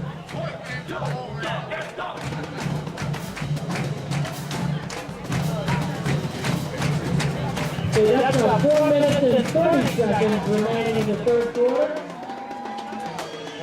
There's 4:30 to go in the third quarter.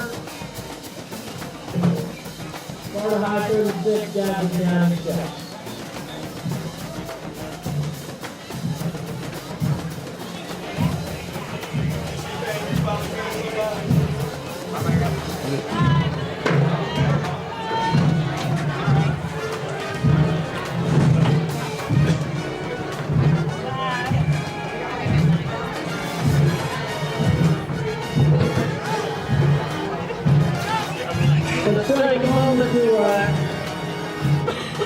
Let's take a moment to finish our Touchdown Club Super Golden No corporate sponsor, Parish Services LLC.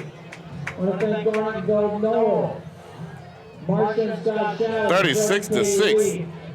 And now it shows 4:30 on the clock. I don't know if that's correct or not.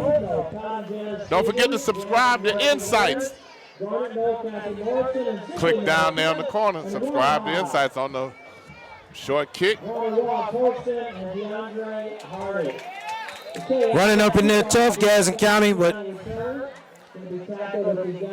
got some players on Florida High pretty excited right now and get a chance to play. yeah, up 30. I think Coach Hickman probably is going to try to get to that 35-point threshold and be able to get that running clock started. They need another score to do that. 30. They run it. Clock runs at 35 points, correct? Yes, sir. And Insights. We got an interview coming up next week with John Grant, formerly of the 100 Black Men, director of the Celebration Bowl in Atlanta with ESPN. We're talking about our first in a series that we'll do with him on Insights on HBCU Sports and the team for the MEAC, for the Celebration Bowl for National Black Championship. Gadsden County going deep, but that ball is overthrown. It's going to bring up 2nd and 10 for the Jaguars. Coach, he probably threw that ball about 50 yards in the air. It's a nice ball. Nice ball. Nice ball.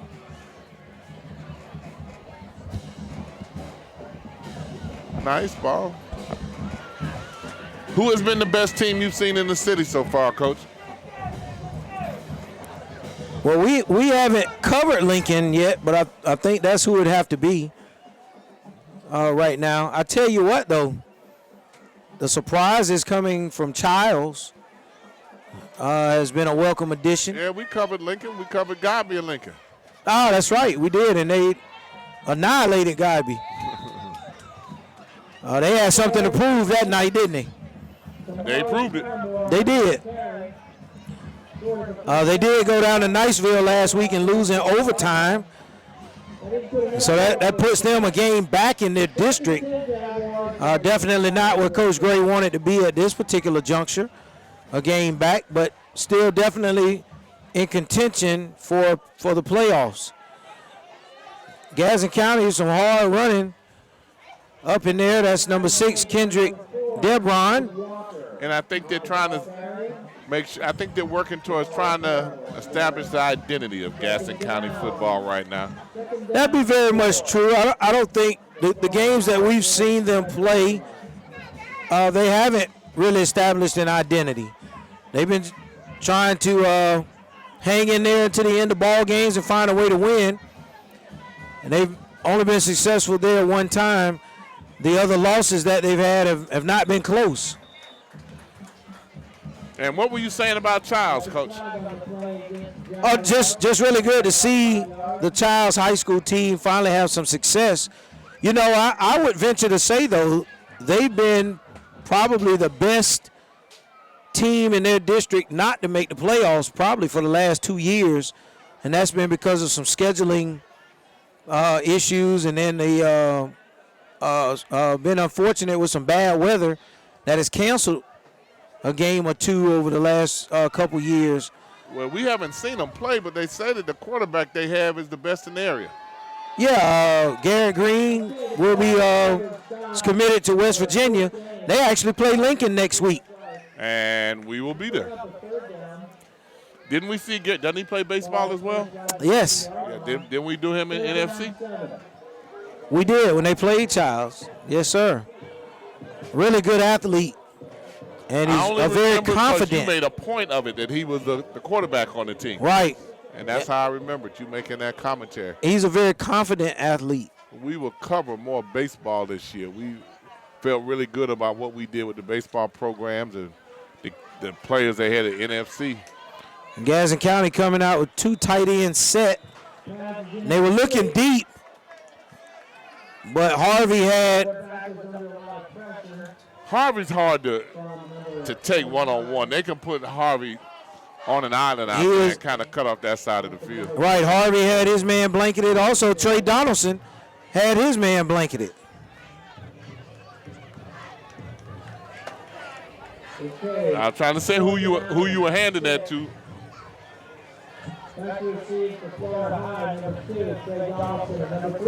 Janice Stibley, we appreciate you and the comments about covering the Florida High games. We really do appreciate it, and we treat it so well. There's a punt by Gadsden County back to Donaldson. He fields it at the 11 and takes it down the sideline. About a 20-yard gain.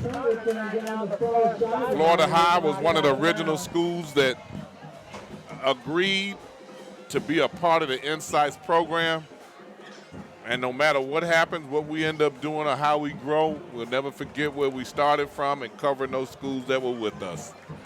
In fact, we had opportunities to go into Central Florida and Orlando and Daytona this past year. We went into Daytona doing a basketball, had a great basketball game that we televised from there. It was a triple overtime. But we can't forget the teams that we started with. And Florida High was one of our original teams, along with Gadsden County and Rickards, Leon High School with Coach Feely over there, whose dad and my dad worked together at Merritt Island High School. FAMU High. And we still see Taggart at quarterback rolling, and he's just going to throw that one away as Knox was giving chase for Gadsden County. Knox can run a little bit, Coach. What do you think about him as a football player and how he's doing with Gadsden County? Very different to see him on the football field. He's been playing basketball for quite a while, but he looks really good out there at the defensive line, on the defensive line. Coach, in basketball, he's average size, but in football, he fits perfectly on that defensive line, doesn't he? Fits right in. And, Coach, we say that a lot. Oh, that ball is tipped. We say that a lot about guys that are in the area who have hoop dreams. Right. It's great to have those dreams, but at some point, you have to understand that you're not the prototype that they're looking for at the major collegiate level. Not to say that you can't continue on and continue to play at the collegiate level, but a lot of the guys that we talk to have those dreams of playing major Division I basketball, and they're not ready for that level as of yet. You're right. But when they come out on the football field, you have an opportunity to showcase your talents. And I believe Knox received a couple of offers from some of our HBCUs. Exactly. Fits him, a guy like that, perfectly because he hasn't had a lot of playing experience, but you get an opportunity at the next level to pay for your education.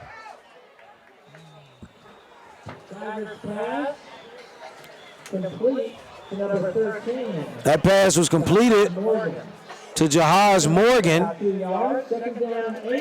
and he's able to pick up a few yards.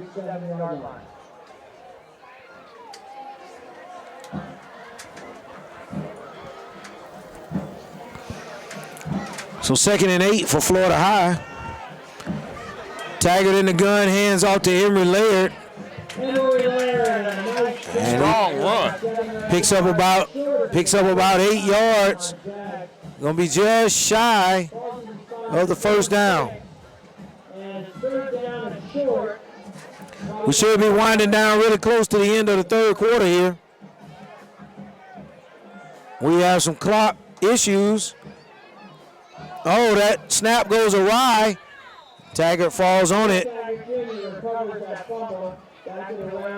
Back at about the 43-yard line. Teach these athletes not to try to pick the ball up and run. Just secure the ball first. They all have visions of running for a touchdown.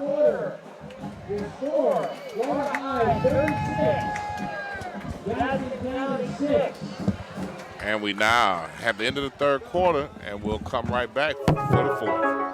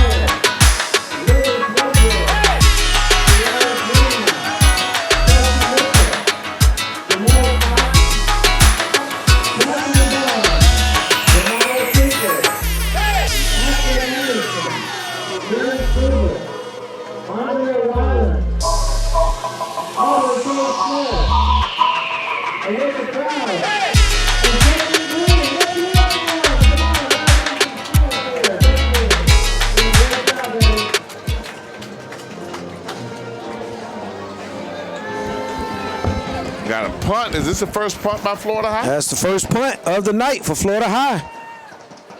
It's high Great hang time. and short. Gadsden County's going to pick it up on the run. I was wondering if he was going to be heady enough to pick that up, and he does. Gained about almost 15 yards on that alert play. Number 23, Terrell Bryant. You know, that punt only netted I saw the about 8 legendary yards. Coach Hickman before the game. Oh, you did? He was out talking to Coach Fuller. Of course, that was his high school coach. Yep. That was his high school coach at Ricketts High School. Coach Hickman was at Ricketts. Yes, sir. Seems like he was always at Florida High. Got trap action by Gadsden County. Really goes nowhere. Maybe a yard. Maybe a yard. We got a 36-6 score still.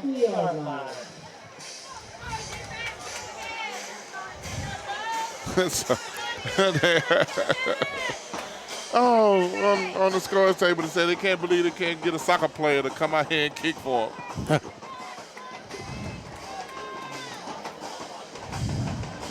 Not having a kicker may come back to hurt them. I'm impressed with the ability. I'm really impressed with Gadsden County anyway. I just really think that they just need to finish this season, get the seasoning they need, and they're going to be pretty decent moving forward, Coach. Well, they're always going to have some athletes over in Gadsden County. It's just a matter of them keeping them in Gadsden County, and now I don't think they're going anywhere right now.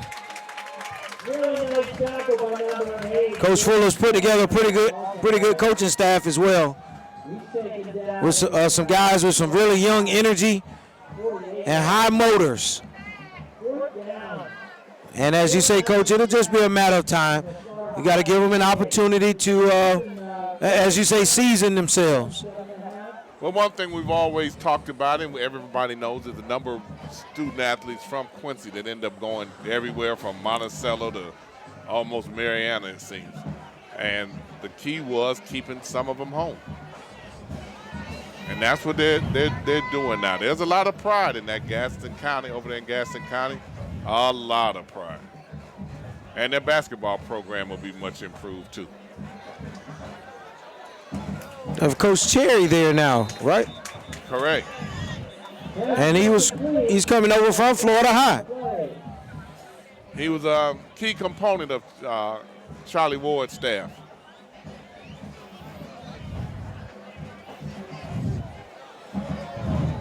Drivers on Florida High. He's throwing them high, Coach. What does that tell you? Not setting his feet properly and stepping into his pass to hit his target. That's pretty much what we've seen tonight from Jones. Ladies and gentlemen, we have 9 minutes and 30 seconds to go in the End of the third quarter, Coach. Lakewood 14. Madison County Cowboys 14. Tied the game up, huh?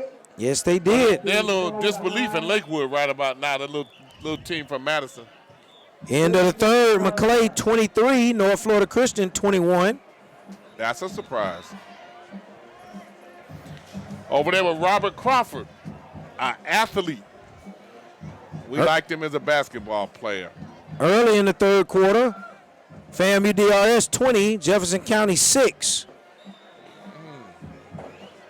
Robert Crawford has been drawing a lot of interest in football. He's another one of those basketball players whose size is average, but on the football field, he's got great size.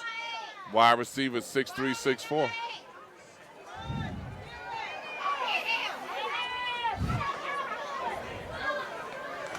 Jones not down. He continued to play to the whistle. And Florida High thought they had him down, but he was able to get his hand on the ground and get up and continue running. He sure did, Coach. second down. Oh, McClay and North Florida Christian. They don't like each other too much over there. No, they don't. Word is that McClay been running from him for the last couple years, but not running tonight. Not running anymore. And they have a 23-21 lead at the end of the third, so we'll try to keep you updated on scores around the area. And Jones was getting ready to be sacked, and he was able to get it off to a running back. They got 8 yards moving the pile. They had a scrum, looked like a rugby scrum there. Yes, it did. But Gadsden County picked up a first down out of it. Wow, Coach, you said that and I didn't believe it. See, that's what you're looking for as a coach, that your team is losing, but they have not quit. Right. It's like that little brother, even though they're not your little brother. Did you have, or were you the little brother? Did you have brothers? I was the little brother. Oh, you were the one that they had to, at some point, they just had to grab you. So you just wasn't going to stop fighting them. That's right. How did you know? Because I got little brothers. After a while, I just really had to just kind of manhandle them. Because they were like, no, Mickey not going to do me any kind of way. We got to delay a game. Coach, this is where I look at when you're up here 30 points, needing another score. I would have really been trying to do everything I possibly could had I been Florida High to get up on the board one more score. Not to demean my opponent, but to more so try to keep my guys, get them off the field as quick as possible. I understand. I had a little disappointment here because we saw that penalty that they just received. All I had to do was look down on where they were located on the field and know that was coming. I mean, right as they get inside the 30. Yeah, when they get down there, boy, it's like that's their kryptonite. It's been that way all evening. All evening.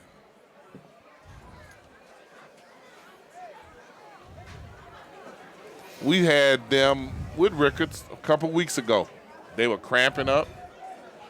They were falling on the field. They just a whole different team. Though they won that game, both teams were having those issues, but they're just in much better shape now. Oh, should be. Is that going to be a face mask? No. No call there. Debron continue to run hard for Gadsden County. As you said, Coach, they've not thrown in the towel or given up by any means. And that coaching staff over there in Gadsden County's sideline are not going to let them do that. But how many times have we seen teams quit? and have had good coaching staffs, but just give up and don't believe in themselves. These young men still fighting. Pass is incomplete. Coach, we actually missed the quarterback change.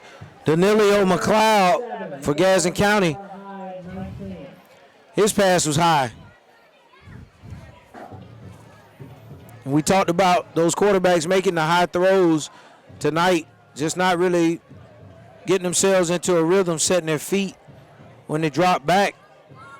And that ball, there's no telling where that ball can go without the proper technique. Well, so you're right. Sometimes in watching it tonight, it was no telling where it was going. Oh, wow, and he is swamped on 4th down, and they're going to turn the ball over on downs. They are, Coach, and that's one of the examples of the quarterback that was in earlier. His athleticism allowed him to get out of some of those positions right there.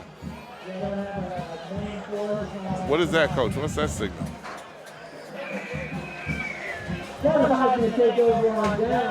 Must be an official timeout, Coach. Water break. That's what it is. And we're going to take a break. We'll be back. Timeout for a water break.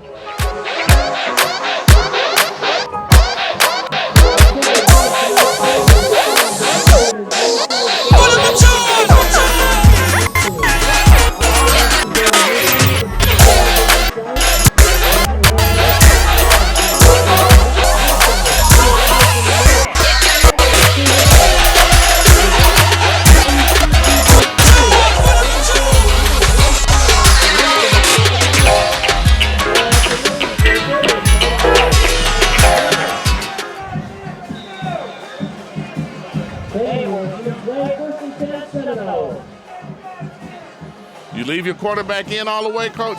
Absolutely not. He said absolutely not. They hand it off to Menjor. I like him, Coach.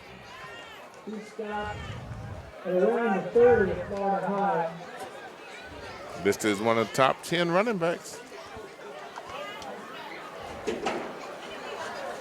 Yeah, Alfred Menjor is definitely one of the best players on the field.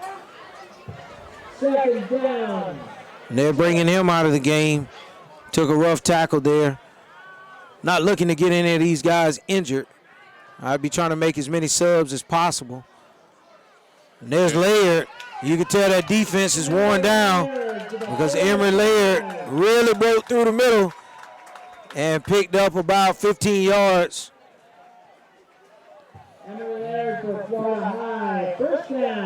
On the carry, 1st down, Florida High.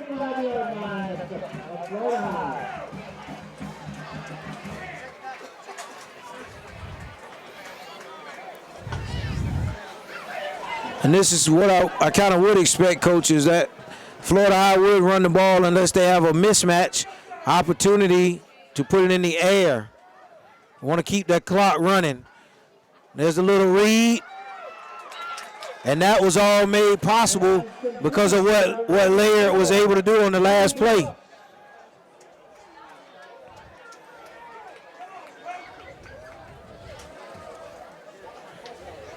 Why are they yelling at the coach now?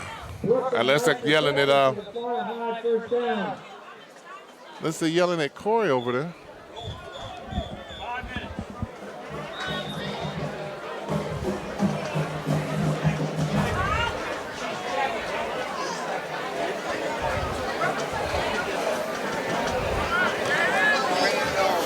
There's Laird again. Emory Laird on the carry takes it to around the 30 to the 43-yard line. Ask Earl. Ask the Earl. You thought I forgot, didn't you? I did. Oh, no. I thought I was off the hook. No, not if I get a chance to get at you. No, I'm not going to do that. Well, Coach, keep your finger. Tell me this. What would you recommend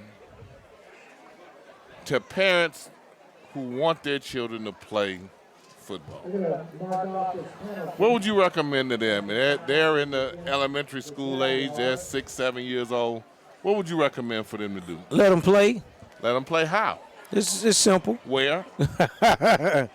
Where'd you do with your son? Here in our area, we have really great Pop Warner Association. His answer, let them play. Let them play. That's right. They have a really good Pop Warner Association. I say that, Coach, because of the,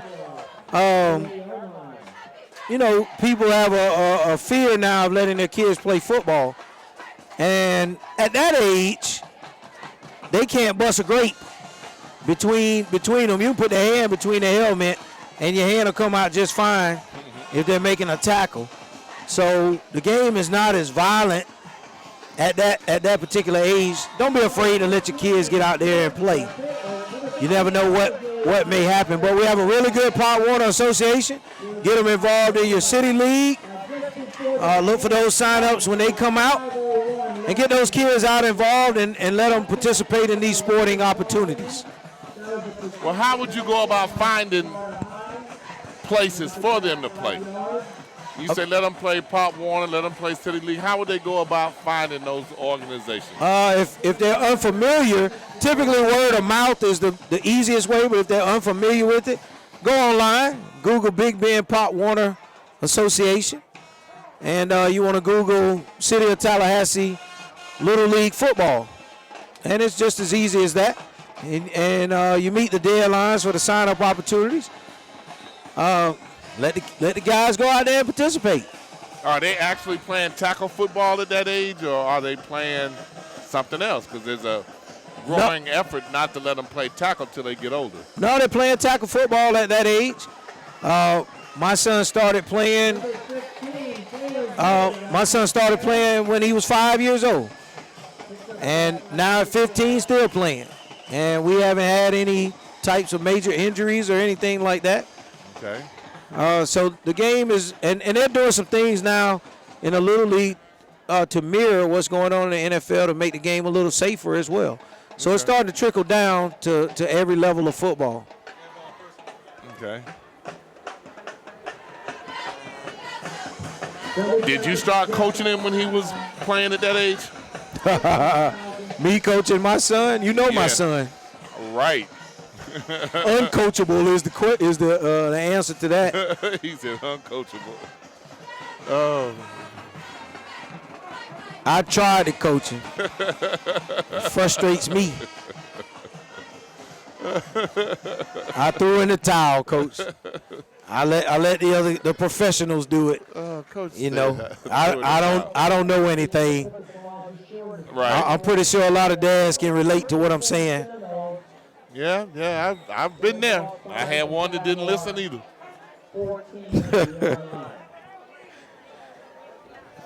I told him one time, I say, son, they put coach in front of my name for a reason. So he wasn't understanding that. Not at all. Oh, he said, you know my son. Not the same son I had to get the other day because he didn't want to say hello. Absolutely, that's the one. Okay. That's the one. But I got a handful of them. He talking about that's the one. Oh. Yeah, Coach, I really encourage parents to get your kids active, but not only getting them active, you stay active in their lives and follow them everywhere they go. You only get so many opportunities at it. And so you want to take advantage of every opportunity you get. Way too often people look at the children's participation in sports as a free pass for them for 2 hours. And that's definitely the wrong outlook.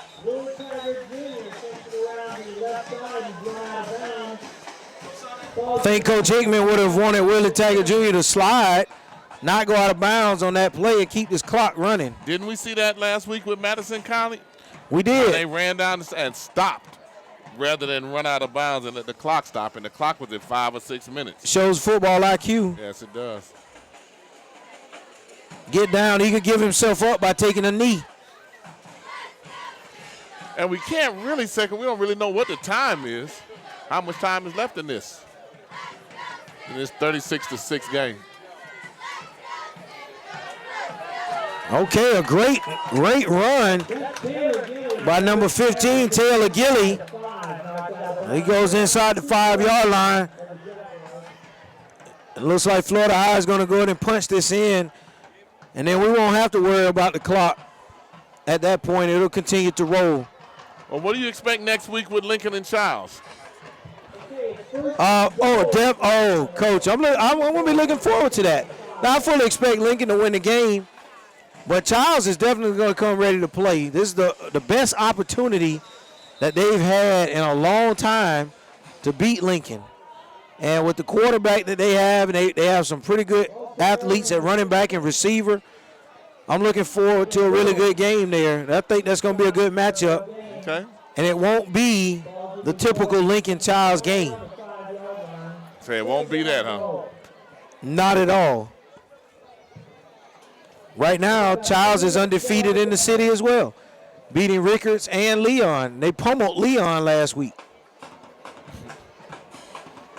So that's where you would expect to see who the best team in the city is out of that contest, huh? That's what it's looking like. And those aren't two teams that usually play. Look at he Gadsden County took the ball from the running back. He thought he was going to run away from the quarterback, but Taggart walked him down. He did. That's number 21. That's our Dr. Arthur Woodard player of the week, Jasper Bodison. Wait, we said he was smart. Actually, Coach, that's his brother, Jaden Bodison. Okay. Jasper wearing number 26, his brother wearing number 21.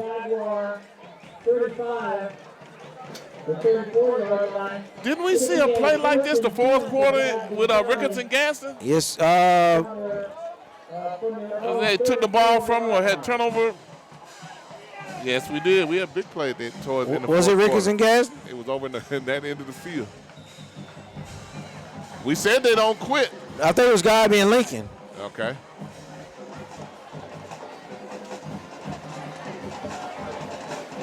But did you see Taggart walk him down? We did. He thought he was going to run away from the He did. he had visions of 6. And Taggart said, not on my watch.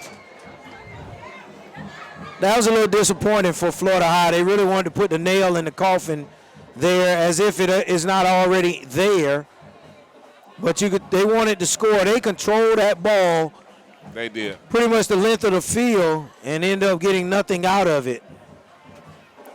So ball security was not what it needed to be for Florida High. Does Florida High run a different, what is the defense they utilize here that they change when the ball gets inside the 25 and 30? So is it just the field shrinks and they bring the safeties up? That's it. That's the only thing that's going on. They've been in a 5-2 pretty much all night. We're down to 1 minute and 30 seconds in the ball game. Okay. And say farewell, Miss Hagen's grandson.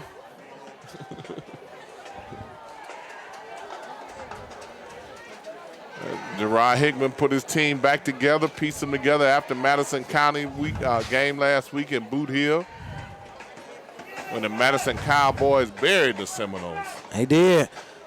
Gadsden County getting run roughshod 2 weeks in a row. There you go. Oh, he may take it. Oh, that's a nice open field tackle. Open field and a flag. By number 24, Donovan Barnes. What's going to be the flag, Coach? Good question.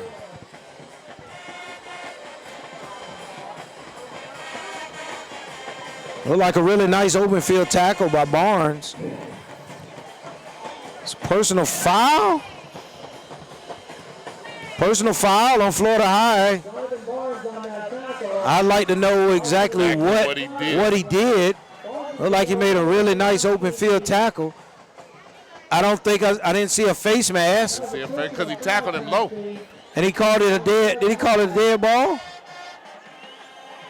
That's a good one. Didn't give an unsportsmanlike conduct signal, so don't think he said anything. Well, 39 seconds to go. 39 seconds.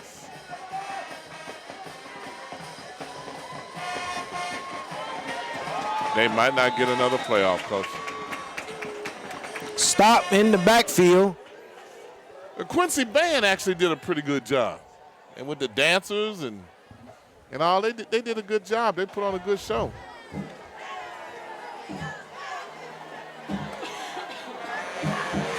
Yeah, I think they're done, Coach. I don't think they're going to run another play. They don't seem very interested. They don't. Oh, there's the other official scorekeeper out on the field. She's trying to tell a disinterested referee. Ball goes in the air. And that should be the final play of the game. They threw the penalty flag. Coach, I was going to say, it wasn't a lot different than the pass interference that they called on Gaston County earlier. It's going to be pass interference on Florida High. I just think I don't like to see that because it gives an extra play when the game is well out of hand. Coach, I need you to be on one side of that story. We brought that up last weekend in Madison, and you got to play it all the way to the end. Now today, you don't like to play. Not a penalty flag there. It's not going to have any impact on the game. And we just finished talking about safety, Earl, and we're going to add another play. You in left field now. What do you mean, Coach? Because you were on the other side of this last week, but I said, oh, they ought to let the game run on and finish out. You said, no, they made a penalty. We got to go ahead and run that off. They got to call a penalty. When it's clear and obvious, yes. That was clear and obvious to me. Maybe. Where are you from? Volusia County? But we sitting up underneath. Hold on. We sitting up under these hot lights. Excuse me. Let me find where your modulation.